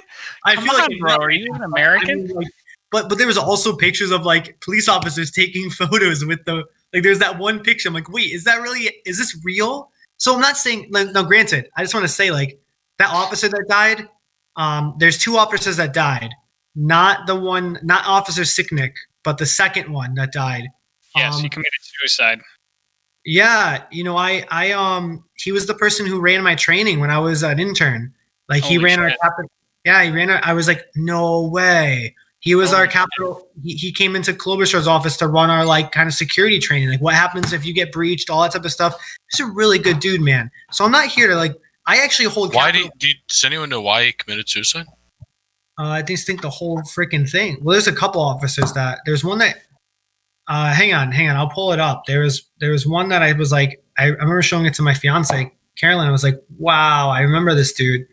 And I vividly remember him. Because he was really funny. So you like I guess I can't understand why this would make him want to commit suicide. Like he wasn't able to do his job well enough. Like What about Are you this? sure he committed suicide? I thought that there was an injury. You said he committed Yeah, it was suicide. You were talking about the 5th death, right? I'm looking it up right now, so bear with me for 1 second. Yep, go ahead. As I get the No, yeah, If you're yeah. talking about the 5th death, it was a suicide. Yeah, you're right. Wow, I didn't. Yeah, this is the dude. That's so sad. Yeah, he responded to. Yeah, this is the dude. I wanted to ask you about that, but now I don't want to be indelicate. I wanted to know how that affected your opinion, since it was a suicide. No, it's really sad. I mean, yeah, it's sad. 100%. Yeah, no idea. I had no idea. I saw the picture when it just released that he died, but it didn't say the cause of death yet. I don't know. I can't even begin to speculate. I imagine the reality is we don't know him.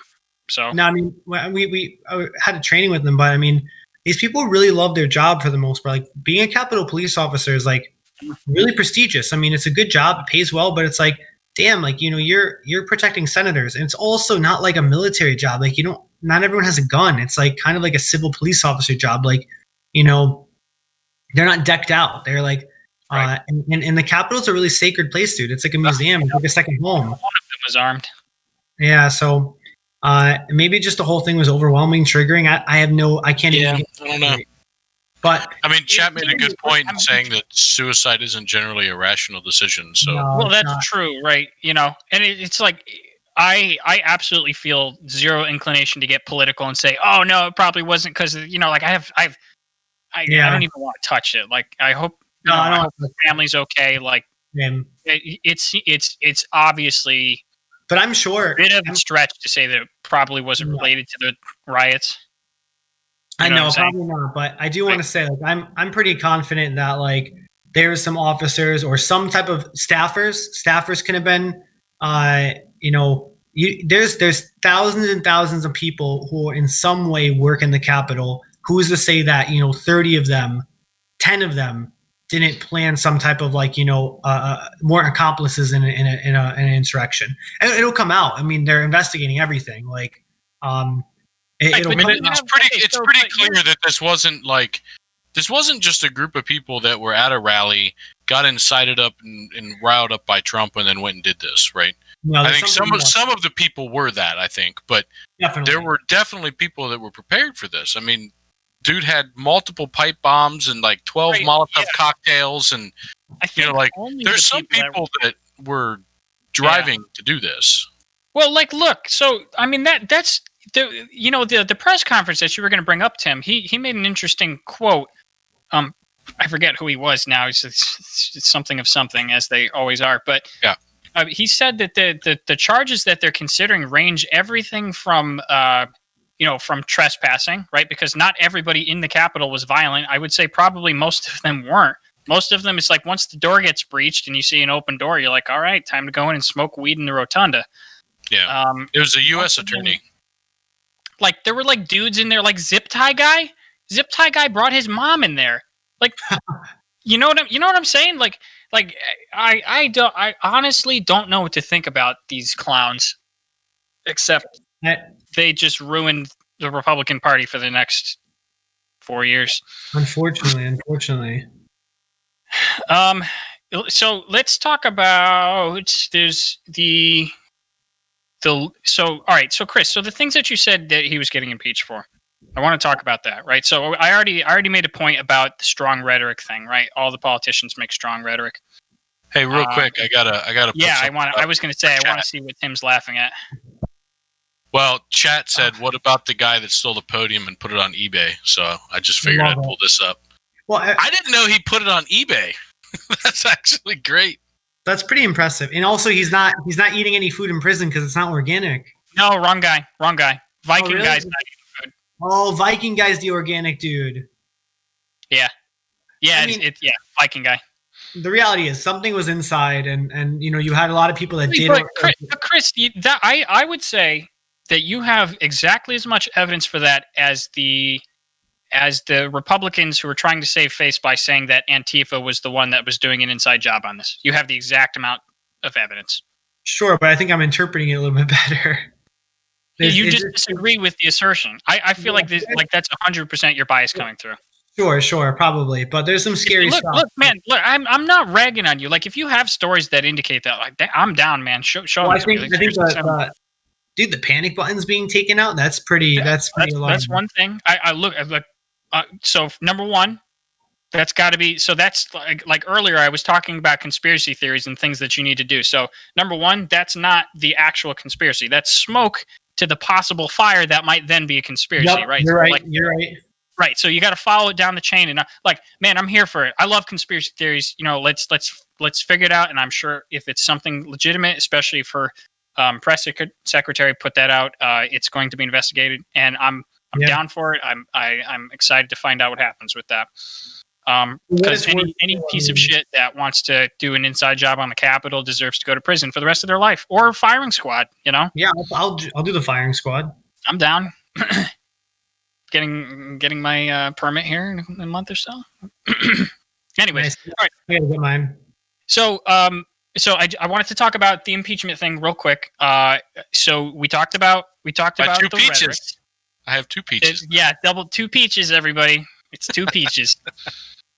So you said incitement, right? And so obviously you have a case to make, broadly speaking. But again, you can make that case broadly speaking against a lot of politicians that use heated rhetoric, but specifically his speech, right? If this is one of those problems again with the information silo, is that you hear what you want to hear. All of the right wing shows are playing the particular clip where he says, "All right, so let's go down to the Capitol. We're going to peacefully and patriotically protest and make sure that our congressmen do the right thing for the country." First off, I think he should have been. almost that. I think he should have been impeached because he said he was going to march with them and then pussied out and Yeah, went I back know. to the White House. What a dick! Yeah, I have a point about that in a second, but I just want to get Chris's response to that because in his speech he literally said peacefully and patriotically protest. I get that this might be a bias, but Trump has he's been notoriously, at least the way I perceive him, and I think a lot of the left perceive him, he's been He's been a notorious dog whistler and a notorious like, let me say this and then be like, oh yeah, no, let me now go into a microphone and read with a monotone voice. The riot at the Capitol was really bad. Let me give you a slap on the hand. Don't ever walk on the Capitol again. Like, that's how Trump acts. So Trump is a career bullshitter. Yeah, I don't think there's much argument on that anymore. But you asked a Republican, they would have told you that 10 days ago anyways. Everybody knows that. So he's a career bullshitter. He's good at it. He knows not to say things specifically, but he knows how to say things to get people to know what he's saying, the right people he wants to. As Chris is saying, dog whistle, but to just say it in layman's terms, right? Like, he knows how to speak to his people. He knows what they're thinking and how to say things the right way. If you watch, I mean, there's so many different things out there with him and how he talks and what he's trying to say, where he doesn't say anything directly. Like, he is the king of never saying anything at all.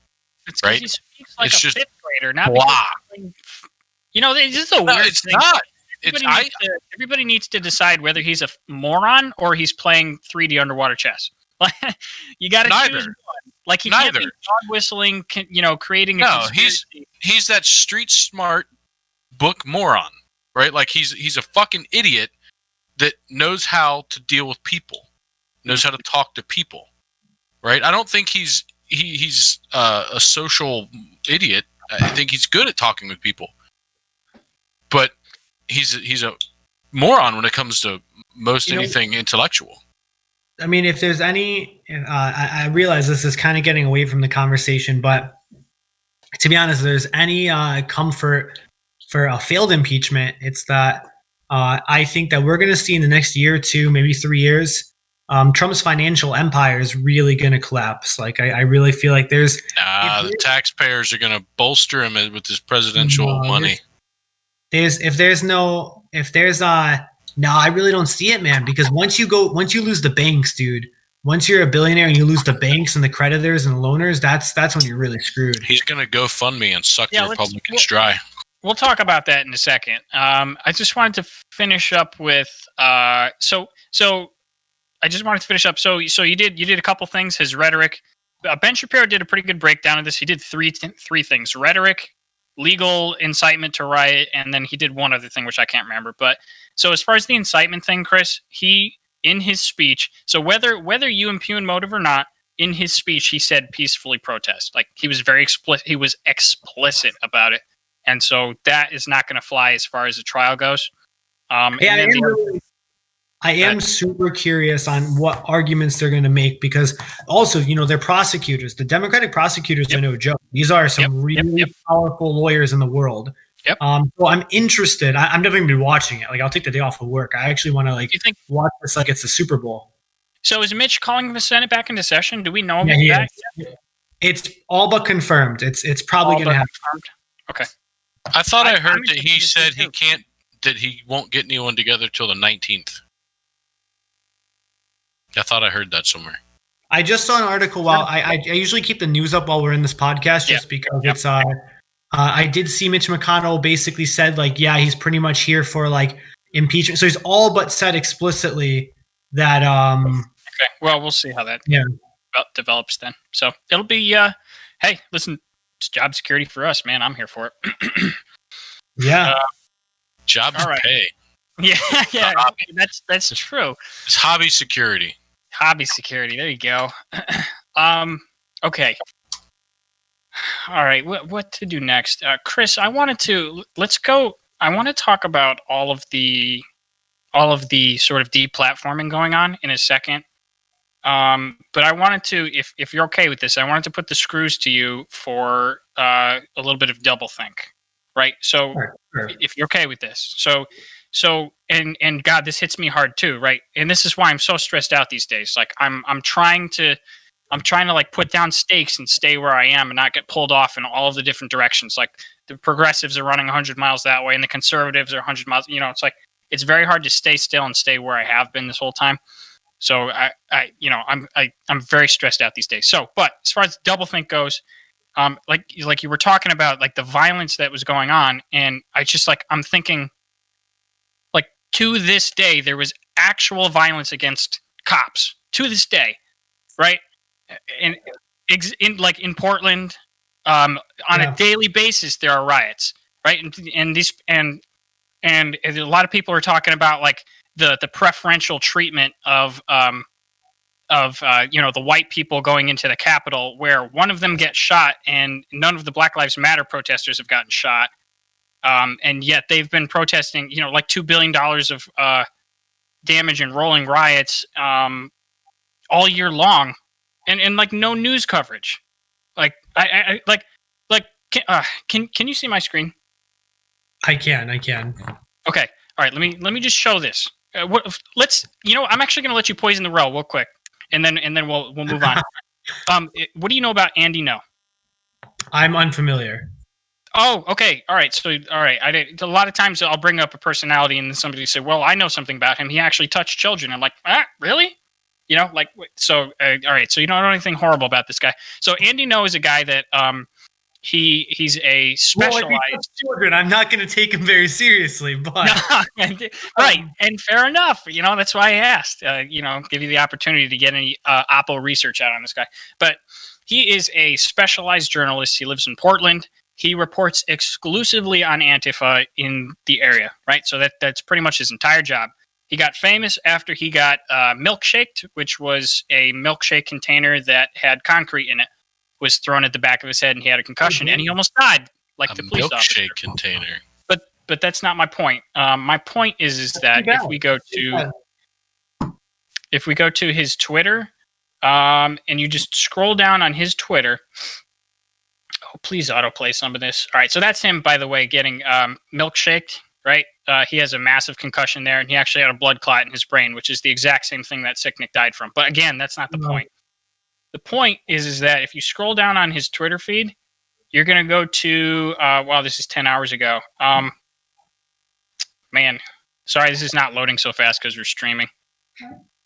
I'm just going to have to tell you. So if you go down on here, there's just rolling riots, right? Every single day. On the day of, right, the day of the Capitol Hill riots, there was riots in Portland. The day before the Capitol Hill riots, there was riots in Portland. And when I say riots in Portland, I mean throwing actual Molotov cocktails at cops, throwing fireworks at cops, smashing in stores, rioting through neighborhoods, right? Like actual domestic terrorists. And it's like, as far as the information silo goes, like, Chris, I'm not accusing you of liking these things or thinking they're good, or I'm not even accusing your party of being this mostly.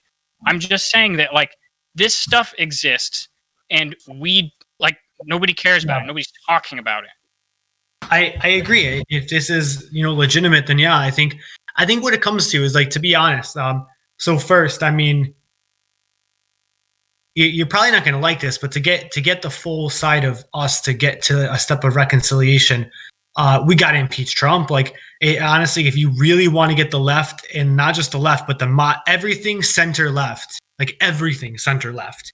If you really want us to be able to start, like, and this is not bargaining, this is not like, I'm not trying to play like hostage situation. This is just truly like how the left is going to feel on this. Like, for us to get to a next step, there needs to be a significant repercussion either on Trump or Congress or something for trying to overturn the election, and impeachment would solve it. After that, to be honest, we need to have a serious, like, truth and reconciliation committee for the country. Like, now is an opportunity. Just real quick, this isn't really a substantive argument, but do you understand how Orwellian that sounds? Right, as a person who actually read 1984, right? Not like one of Twitter. Yeah. What, the Truth and Reconciliation Commission? Just say that again and kind of think about what you just said. Well, yeah. I mean, we're not trying to create like the departments of X, Y, and Z with like 1984, but TRCs work in other countries. They worked really well for apartheid. They worked really well in Chile. They worked really well. They kind of failed in Libya, but they worked pretty well because the government didn't. Well, they weren't. So the point of a truth commission or Truth and Reconciliation Commission is that you're meant to just get everybody to the table. You create. It's government sponsored. However, it's not run by the government. It's an independent organization led by people of both sides of the aisle. So basically, the three of us can lead a TRC, and then you have people like us that are respected. Like, you get the Pope in on it, shit like that. And then you have people from all sides come and speak before and be like, this is why I did what I did. This is, and you actually provide an opportunity for amnesty too. So, yeah. So you let somebody amnesty was only allowed in apartheid. Most places don't do a amnesty, but there's other versions of, like, repayment or whatever. So you can have Trump supporters that, like, march on the Capitol, come share why they did that. You keep a fact record. You get everything in needed. That's police officers that committed a murder, police officer that, like, shot one of the, an African-American black person. They can come forward on a balanced commission just to speak and be like, this is my training. This is what I was supposed to do. And it gives an opportunity to grow, to move. And it actually, I got to point out that anything that deviates from our court system is going to be flawed. Like, we adjudicate things in court for a reason. I'd love for you to, like, read some stuff on TRCs, because I thought the same thing. This was one of those things that I was relatively, like, probably more conservative on than liberal initially. But the reality is, you can't prosecute everyone. You can't arrest everybody.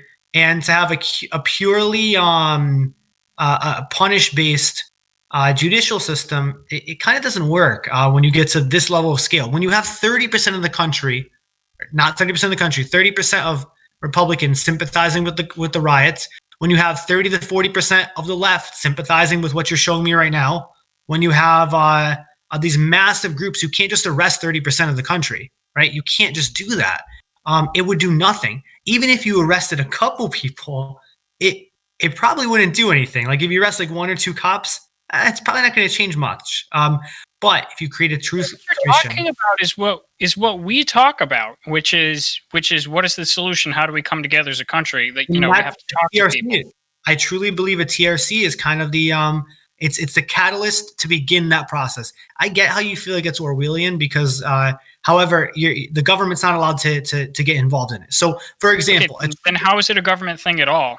It's paid for by the government, but then it would, like, so a TRC in the United States would look like, you can have, like, the ghost of Ronald Reagan on it, Barack Obama, George Bush Sr., George Bush Jr., those types of figures, people that, like, Trump, put Trump on it. No, Trump would not. That was Trump would speak before. Those are the types of figures you'd see on it, or like the problem right there, though. President people are going to want Trump on it, and then they're going to be pissed off when he's not on it. It's not how it works. You have the dude from Liberty University on it. That would be an answer. Like you basically create our podcast, but as a giant body that can't actually arrest Shapiro and no. Equivalent. It works. This stuff actually works, though. It generally works. When we review TRCs in other countries, when there's not a judicial pathway or not a seemingly judicial viability, this works. The only times it doesn't work, and this is why it didn't work in Libya, is because you're also supposed to allow the TRCs unlimited access to certain areas of government data, and the Libyan's government was just like, no, you can't have this. And so they hid a bunch of records of abuses they created. And then the TRC is like, well, shit, if we can't actually read the police reports, then we can't do anything. So that's what, like, when I say government records, I don't mean like the deep secrets of the presidency. I mean, like, they can go look at the redacted parts of a police manual. If you go try to look up Texas's police manual, there's like 15 pages redacted on it. A TRC can look at that. They can't publish it, but at least the people that are writing the report, the Ronald Reagan's ghost, can look at redacted information like that. Yeah. So look, I'm down. Obviously, like I get on this camera every Wednesday night to attempt reconciliation. Right. That's what we do. So obviously, I'm down. I'm here for it. It has to be done in the correct manner. I have to say the way that we've been seeing it on the right is everybody who's putting forward truth and reconciliation is it's like, this is going to be a council where Republicans can come and tell us why they're wrong. Like it's and like that's why it needs to be a bipartisan. That's what happens when you're wrong. Thanks, Tim. Thanks for that. I mean, I don't know what else to say. The point is that you would need it to be bipartisan, and you need to make it so it's like, it's open for all sides, everybody to come forward. I don't think it needs to be bipartisan. I think it needs to be anti-partisan. It needs to have nothing to needs to only be focused on what is true, not as what can we like. To me, bipartisan. Who's the arbiter of that? I know that's the hard part, right? Yeah, that's kind of why it needs to be bipartisan. To me, bipartisan is like making an agreement. Like, okay, well, I'll give you a little bit of that. You give me a little bit of that, and this is what we'll say is true, right? Like, I think it needs to be like. Obviously, people from different parties would be in there, but it should have nothing to do with fucking politics. No, typically these are not made up of politicians. They're made up of like very highly regarded presidents of prestigious universities. So like you can have like the president of like Liberty University, the president of Harvard University dive into this. You have popes, you have high archbishop. You need to be respected people, though. You need respect. Liberty is look, man. I think you run a little bit too much in academic circles. Like the right doesn't really pay very much attention to Liberty University. No, I'm just throwing it out or as any university. Stop it. Well, I'm throwing the Liberty as a dog because that's the only Republican-leaning college I'm really conscious of. But no, you'd find very highly regarded, respected people who typically aren't politicians to be a part of this. I would say when I say George Bush, Obama, I'm trying to get like even like a step towards like a high profile person. Like you need. I think Joe Rogan should run it. Yeah, Joe Rogan would be good on the TRC. Oh my God, Joe Rogan should run it. A lot of people hate him for whatever reason because they just want to be miserable. Because they don't want the truth. Because Joe Rogan doesn't give a shit. Want the truth, whatever that is, whatever the truth is. That Joe Rogan doesn't give a shit. He just wants to drink his whiskey, smoke his weed, and talk some shit. Hey man, you ever seen a wolf take down a bear? Those fuckers can get you. Okay, Joe. But the reality is, reputative justice doesn't typically do much. Hey, well then don't impeach Trump for no reason in the last 7 days. Oh, that's different. That's different. It's different. We're impeaching them. All right, let's pivot. We have maybe about a half an hour. Let's talk about the deplatforming and the sort of decoupling from institutions. Whether it's let's talk about especially the Twitter thing because I know that's a misnomer. Let's talk about Republicans suddenly losing a bunch of followers they thought they had. Let's talk about Parler getting taken down, right? So everybody don't bother following us on Parler for the next week because that's down. I am bothered by that. What the hell is Parler anyway?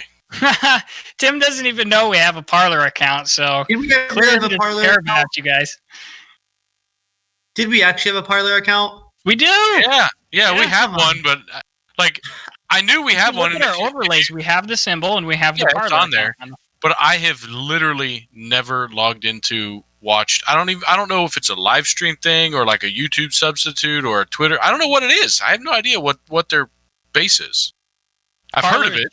It's just Twitter without Jack Dorsey, I guess. So it's another, like, do they have character limits and all that shit too, or? Yeah, I say Twitter because it's most like that. It's generally small, short form. Their defining feature is, as we'll discuss, they're much more free speech, which means less regulation, right? Gotcha. So, however, And that's what got him in trouble. Yes. Well, because it got a little bit too 4chan-y. Yeah, it did. Yeah, and I kind of wanted to talk about that. So let's do Parler right now, and then we'll dive into the rest of this stuff. And I know it makes you uncomfortable, right? Because you are an eminently reasonable person on most days. So Who? I expected as much, Chris. Chris is reasonable. Yeah, right. I thought you were talking to me. I was like, well, I know that. So there's a very interesting conversation, and this is a conversation we can definitely engage in that one here, as to the dichotomy between do we regulate companies, right? Because the right is all about, do we regulate Twitter and Facebook when they start censoring people, right? So for a long time it was Facebook banned Milo Yiannopoulos, right? He's just a firebrand. Why would you do that? How can you do that? You're trampling on free speech. And then the right was like, for the longest time, it was like, the right was like, yeah, that's really bad. It's against free speech, but it is a private company, right? And then in recent days, we've started swinging around a little bit on it because it's just become kind of ridiculous, right? It's like they got rid of a whole platform now. So there was that. And then the counter argument for that, right? So it's either manage them to be a free speech standard, or just go in platform, right? That's the super libertarian thing to say. And I was kind of down for it, right? Because my boy Jordan Peterson and Dave Rubin, they started their own platform.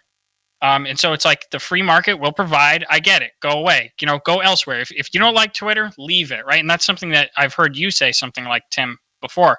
And so now we come to the problem where you can't even really do that, because the alternate platforms you create, especially centered around free speech, are now getting deplatformed themselves, right? So we have a bit of a problem here. I want to know what you guys think about that. Well, if more people cared about Parler, then it would be big enough that it couldn't get deplatformed. It was the #1 app on iTunes Store. No, so I agree. I think that shutting it down is a problem, but I don't think that the censorship or non-censorship is the problem. I think the problem is delinking your person, like who you are, from what you say online, right? You can have a completely different persona online. So yeah, that's interesting. I didn't expect you to go deep right there. So Tim. if everything I said was going to be attached to me as a person, right, which it does in this podcast, where we're putting ourselves out there, we're saying things publicly as exactly, right? Who knows who that guy is? I can't see his face. But the internet warriors of the world oftentimes have alternate personalities, like, you don't know who that person really is, and they're not being held accountable for what they're saying, so they can say whatever they want, right? And so free speech loses a little bit of what really makes it valuable, in that you don't know who the fuck's saying this, and you doesn't have any repercussion for them to say it, right? So you don't just walk around in the streets or downtown in the area you live saying completely idiotic shit to everybody, because there's going to be repercussions for it. But you do it online. Yep. And I don't mean you. We have social inhibitions when we're in person. Yeah. And so even if that's almost a stronger line than decoupling or being anonymous, because even people on Facebook, they do the same exact amount of crazy stuff. Well, maybe not quite as much as like maybe 4chan or something like that, but like they'll do just as much crazy stuff as like something where they're not traceable back. But like, Facebook is like, it's your face. People know who you are. You're posting next to your neighbors, but you're not physically in front of them, right? And so the whatever whatever subconscious ways that we interact as human beings, there's a snap there. There's a disconnect where you no longer like whatever it is, the threat of violence or the threat of escalation, whatever it is that our animal brains are picking up on the other person. It's just not there. So you say whatever, right? And it's like we're like literally not designed for this, Yeah, and I mean, even even on Facebook, things aren't as crazy. I mean, there's definitely some crazies, and I've got plenty enough in my feed. But it's still not as crazy as like a 4chan, right? As an example, or the stuff that gets posted there. And now Facebook has rules and limitations as to what you can do, so there's some of that causing that. But yeah, to your point, like even if you're held accountable because it's people know who you are, you still go further than you would in person. And I think part of it though is because you're not actually accountable to see what somebody else's reaction is. Like when you're in person and you say something that somebody doesn't agree with, and you can tell they don't agree with it, that's something that makes you feel uncomfortable. You don't have to deal with that online, right? You just can throw it out there. And there's just also a lot of something about that, Chris. Okay. You might have lost your thread at this point, but I mean, we started talking. I'll see whatever I can dive in. I mean, just in the whole gist of this, I am against Parler being taken down. I feel that I am totally supportive of Trump being taken off of Twitter. Although I will say that I'm very conscious of certain backlash, and I'm very conscious of certain dangerous repercussions this could create in the future. Well, first and foremost, where do we draw the line? Because of course there are other political leaders. That's an easy criticism that like are inciting violence and whatnot in their countries. So there's an easy criticism there. But beyond that, it's to me, it's like, okay, if Trump's taken down, whatever. Again, it's Twitter's a company. There's Parler. I don't have a Parler, but it's like if people really want to go there, they can do it. And when that was taken down, that opens up a very dangerous door because while this is not policy as of today, you better anticipate this is going to be policy battles tomorrow. It's actually not on I don't think the grounds of censorship is going to win. But what new laws are going to do.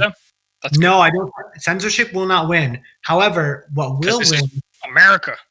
Well, what will win is the notion that, technology, social media is becoming more and more and more of a public utility to get jobs, to be part. Like the reality is, I need Nathan. I would love to delete my social media.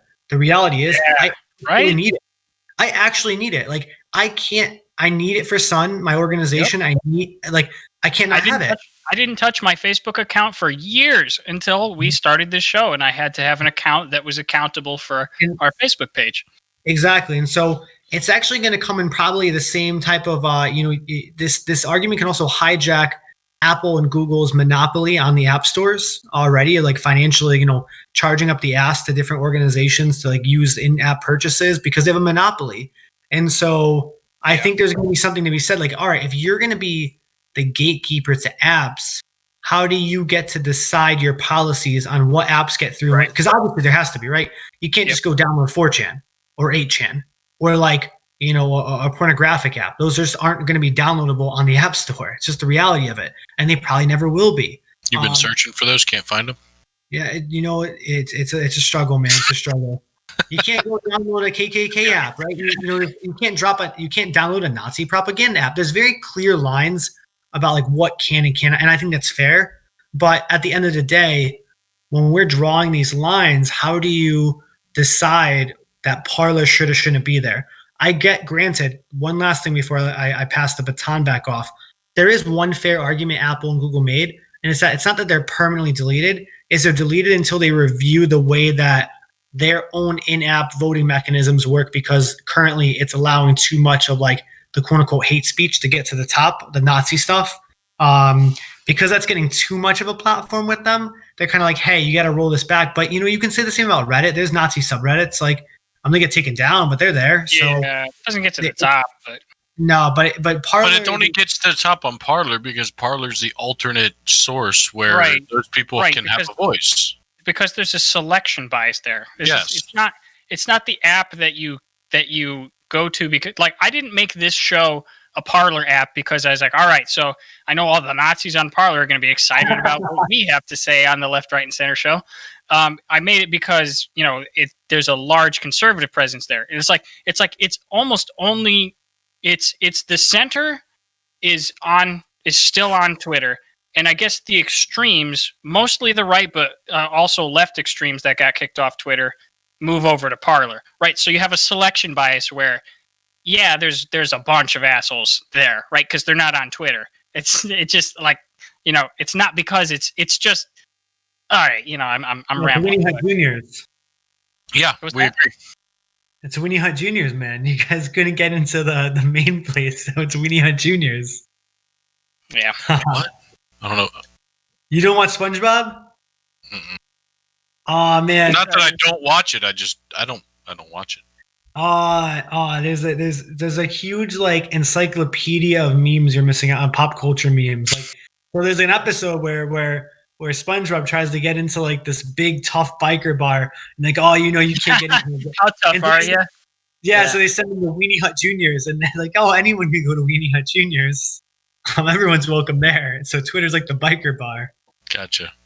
Yeah, I watch very little TV. I'll watch series of certain things, and I spend most of my time in the market playing video games or looking up shit for this show outside of taking care of my kids. Word. All of us that grew up everyone that went through middle school in the early 2000s basically was like raised on SpongeBob. I mean, I know about the Crab Shack, and I know some of that stuff, but the Crab Shack. It's the Krusty Krab. I know that was the joke. That made my whole night. I'm too old, man. God, help! Patrick. I forget. I'm like what, like 8 years older than you guys? I'm 25. Oh, I'm more than 10 years older than you. Jesus. 50. I'm young. Wow. I'm 38. Watch your PII on the internet. Now Amanda's going to go hack you. Uh-oh. I'm 38, people. Hey Nate, what was the name of your first elementary school? Your first childhood friend? Yeah, exactly. What was your pet? The street you grew up on? I'm just interested in you as a person. I'm just really trying to be a good friend, man. Know all the facts about you. Last 4 digits of your social. While we're at it. While you're at it, the first 6 as well, please. Yeah, why not? How about this? Give me the first 5. I'll just kind of roll the dice on the middle one. Okay. All right. Okay. So let's do. I heard you mention the Twitter suspension of Trump, and you're okay with this, but you have questions about it. So I have. Let me just bring this up real quick. I'm going to zoom in. So here's the statement that Twitter put out on the suspension of Donald Trump. Okay, permanent suspension of @RealDonaldTrump, which is his personal account. After a close review of recent tweets from @RealDonaldTrump account and the context around them, specifically how they are being received and interpreted on and off Twitter, we have permanently suspended the account due to the risk of further incitement of violence. They go on to say how his stuff was a violation of their policy and stuff like that. And, I understand and sympathize, especially since, it's like 95% of the Twitter staff is leftist. So their world is your world. And I'm not saying it's the wrong world, but you guys are super concerned and you hold him super accountable. So yeah. I get it, but I think like you, I'm worried about the precedent, right? And I'm a free speech hardliner too. So it bothers me that way, especially since, social media is the way that you speak to people these days. Yeah. I will say too, for what it's worth, there is some genuine, I don't entirely buy the criticism, well, what about other world leaders and whatnot? Because it's a bit more complicated than that. First and foremost, this is the United States. I think I don't mean to sound like America first. This is kind of messed up, but it's like I don't think Jack Dorsey really cares about what's going on in a Middle Eastern warmonger who's hopping on Twitter, but we do really care about what's happening in Washington, D.C. I know that sounds really cruel. All right, you're holding him to a higher standard. I don't know how I feel about that, but I'm okay with that right now, I guess. That's one argument. I'm still not comfortable with this, but I like the argument. Yeah. It's well, this is our country. This is the United States. So it's we want to be holding the bar a little bit higher in terms of free speech and whatnot. In terms of not free speech, in terms of like that was the wrong word I said. In terms of yeah, it's like civil unrest, civil unrest. And here's the reality. Civil unrest in our country is a lot. It's a lot worse than civil unrest in a country that you're anticipated. There's a great psychological phenomenon where basically you do this study. I'll have to pull it out somewhere. But basically the gist of it is this: is that say Superman. It's like a Superman fallacy. Clark Kent is like this golden boy, right? Grows up on a farm, real nice guy. If Clark Kent goes off and murders somebody, it's a way, way, way bigger deal than if someone like the Punisher murders someone. You watch the Punisher kill a million people, it's like, oh yeah, he's the Punisher. He just kills people. Par for the course. You're surprised when he does. Dude, I would be happy. I used to get so pissed off at Superman and Batman for not killing those motherfuckers. Well, that's why when in Man of Steel, when Superman kills a little extreme, sorry. Everyone freaked out. It was like, oh my God, he actually killed Zod. Because it was like really so what I'm saying is we're kind of the Superman and the rest of the world is kind of like the Punisher. We're supposed to be holding ourselves to, when we have civil unrest, it's a bit more of a shock to the rest of the world than, Iran having civil unrest. Yeah, like I hear that argument, but free speech is a principle, which means you hold to it even when it seems like you shouldn't. Like a principle, but you don't. Principle is a standard that you hold yourself to. Like a person who on principle doesn't lie, they don't do it because it always benefits them. They do it because they have the principle, and even if a lie would be expedient, they don't tell the lie, right? And it's the same thing with free speech. You hold to the principle or you don't. On principle, I don't lie unless I do. That's my principle. I'm not sure how you can break that principle. So good man. To the point that you said, though, about free speech being a principle, to you and also, more so to the Republican Party, it's not. You guys break free speech all the time. How so? One example, a kid says fuck in class and he gets sent to detention because he said a curse word. That's not supporting free speech.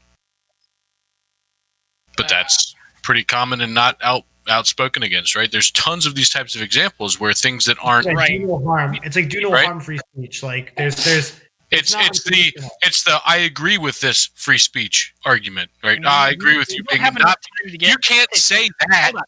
Let me do this for you, Tim, right? Swears are utilities, right? The utility of a swear is transgression. That literally is the utility. So when you say fuck, you are deliberately transgressing socially, and so you are then corrected, right? That is the point of a swear, right? Okay, take swearing out of it. Like you could say, "I think you're a dummy, Mrs. Teacher." That's free speech. You still go to detention for it. Well, Chris, I'm going to let you speak. I think if I can make a point really quick, I think this also, not that you're incorrect. There's a clarifying point to those on the right too that are kind of like, well, there's freedom of speech and First Amendment, and like, don't tread on my flag because First Amendment. Yep.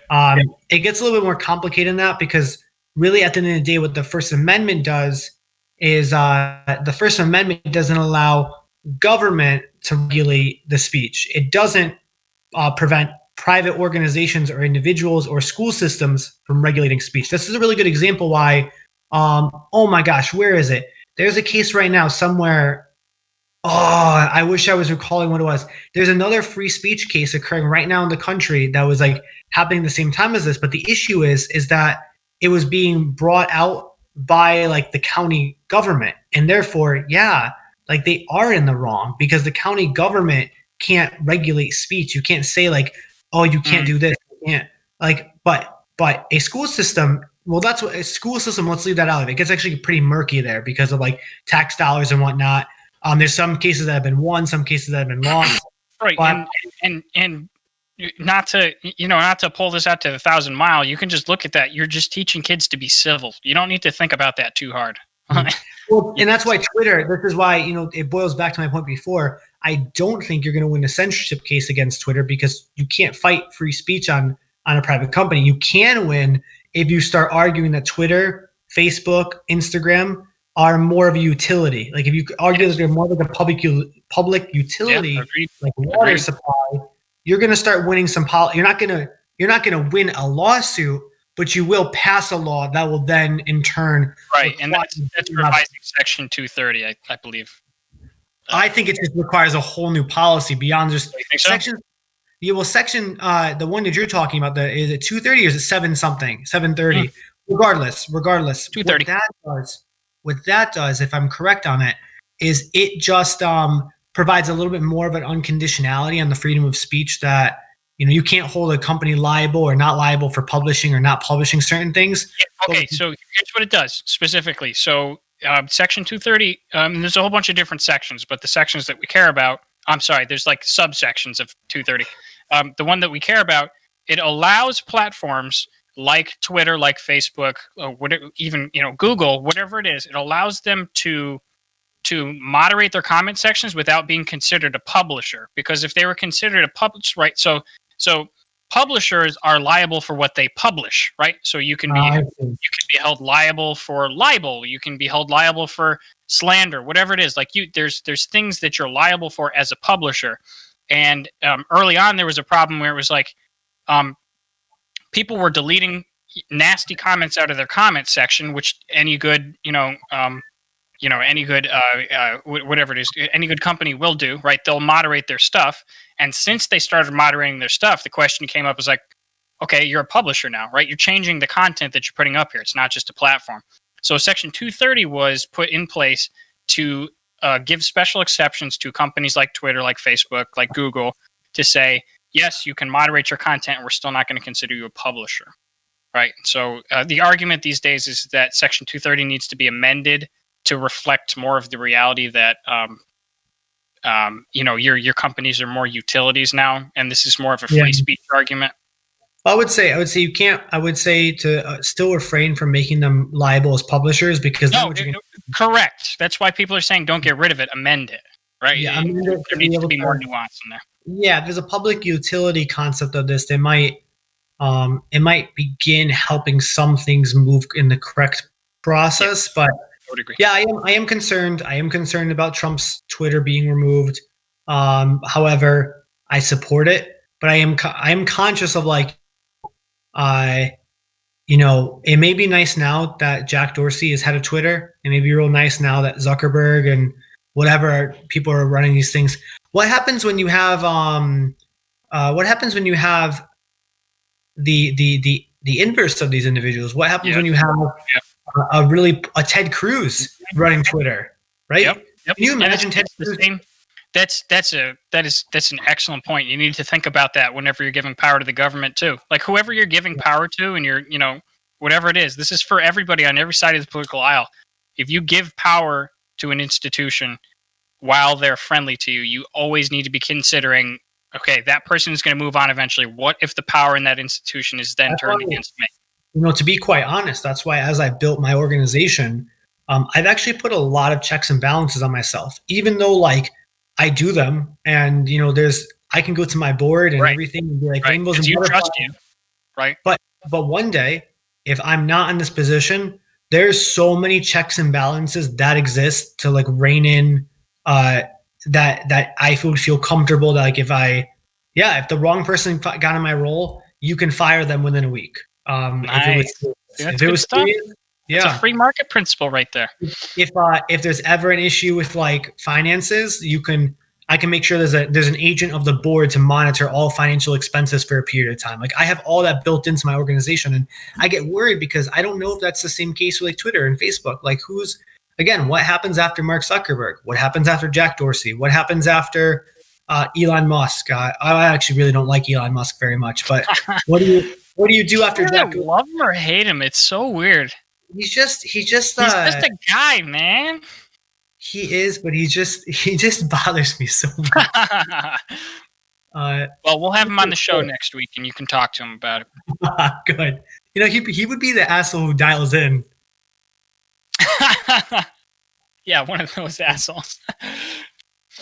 Hey, let's okay, so we got about 5 minutes left. There's a bunch of stuff to talk about. There's steep platforming out the wazoo. I wanted to talk about Mike Pence, if you're okay with that. I know I've been setting the agenda real hard today. But if you're okay with that, I kind of want to talk about his letter. And Who? I think he's being a classy individual. Who's Mike? Oh, wait, the 46th president? Yeah, here's a letter from the future 46th president of the United States. So Nancy Pelosi, maybe I can get your take on this real quick before I read this letter. Sure. Nancy Pelosi pushed through a resolution for Mike Pence to invoke the 25th Amendment. Oh, I did see that. What do you think about that? Because that's not her purview. That's not Congress's purview. That's an executive branch function. Yeah, but a resolution doesn't actually do anything. It's just kind of like a very loud, like, hey, you should do that. It's kind of like a very, very, it's like driving a plane over the beach with one of those giant banners. That's basically all it does. It does nothing else but that. Okay, so what's the point of it if there's no power in it? Just for the public record.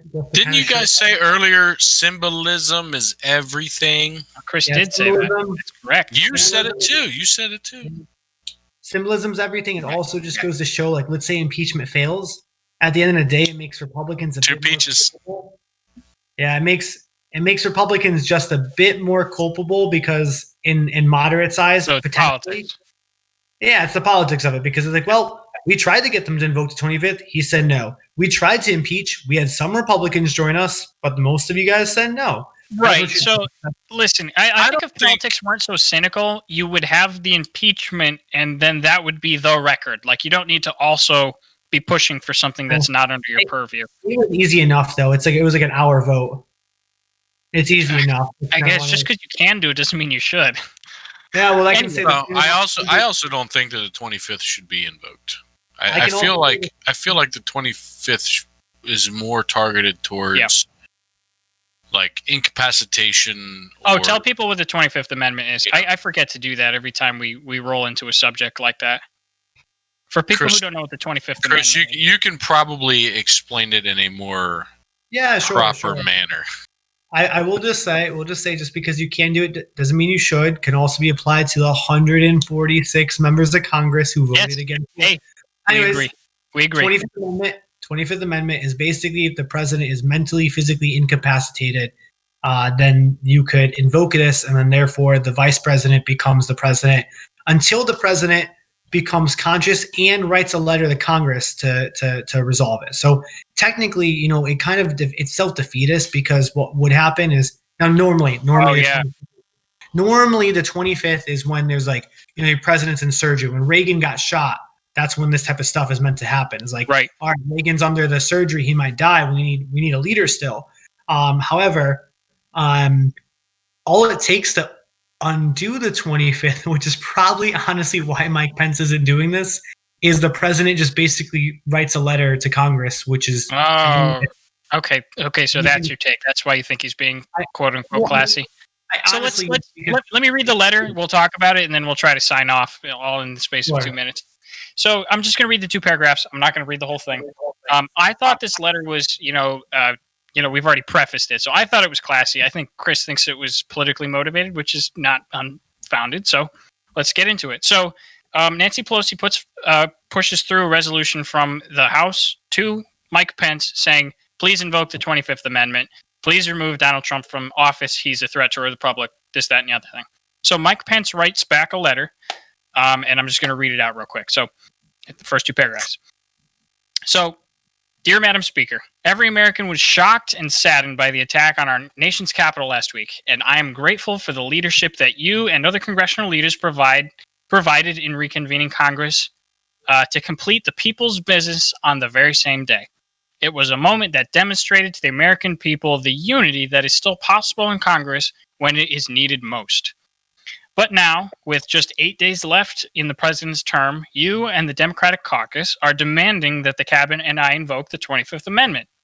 I do not believe that such a course of action is in the best interests of our nation or consistent with our Constitution. Last week, I did not yield to pressure to exert power beyond my constitutional authority to determine the outcome of the election, and I will not now yield to the efforts in the House of Representatives to play political games at a time so serious in the life of our nation. And he sort of goes on in that tone. Yeah. But I liked it. I think it's a good response. Like, he was getting pushed from Trump. He was getting pushed from one jackass, and now he's getting pushed from another one. I know you like Pelosi or are okay with her, but no, I get it. No, I agree. I mean, the reality is that it would just, there's no political reason for him to make the 25th. That I personally, I don't think that it constitutes the 25th. I mean, Trump isn't like mentally deranged. He's not like running around in a bathing suit. If that was the case, sure, right? But I think he's actually just like. I think he should do that. That would probably ease a lot of these concerns people have about. What, he should run around in a bathing suit? Yeah, I think Trump is genuinely evil, but that's Speedo put on backwards, even. Let's do it. No, being evil is different than being unhinged, and so therefore, I think impeachment is the correct process in this case. I think also Pence realizes that, like, yeah, there's literally no point to do the 25th because Trump can just email Congress and say, "Hey, I'm actually like totally I'm a sound state. You guys can screw off." That's an interesting point. I hadn't thought of that, but I think I'm proud of the way Mike Pence has handled everything. The poor guy has been under so much pressure. To like him or hate him, he's done the right thing twice now. I think, at least so. Right. He did the right thing by not overturning the election. Right. Yes. Yeah. He had immense pressure. I'm not saying he was tempted, but like there was so much pressure on him. Yeah. The president threw his wallet at him, I guess. I'm not your friend anymore. It's just so funny because like, you can't make this shit up. Dude, it's all like right. It's from South Park, but anyways. I know. All right. You guys got anything else? We need to talk about one day on a podcast when there's nothing else going on in the background that is worth talking about. How do we remove politics from politics? Right? Like, how do we make the politicians actually care about the people that elected them and the things that those people care about and want to get done, rather than, pulling party lines and. That's a good discussion. I mean, something to think about.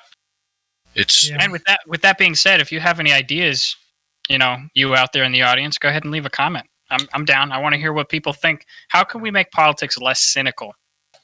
Right? How can we make there be less Pelosi's and McConnells and more Tulsi Gabbards? My general view, and this is probably comes from my libertarian-ish, mentality, is transparency. More transparency of like having a Twitter account. Yeah. No, I mean, like, of the discussions that happen behind the scenes and why things get done the way they do. And, like, if you say something, if you're in public office, everything should be public at that point, right? And a lot of it is. People just don't care. Yeah, maybe. I don't know. Yeah. Well, it's a good thought. I think we can definitely. Someday we can talk about it. Someday, yeah. If the country persists. So, all right. With that, thanks everybody for watching. We really, really, really appreciate it. Leave a like and a comment. That'll help the YouTube algorithm pump us way up to the top, so that we can get.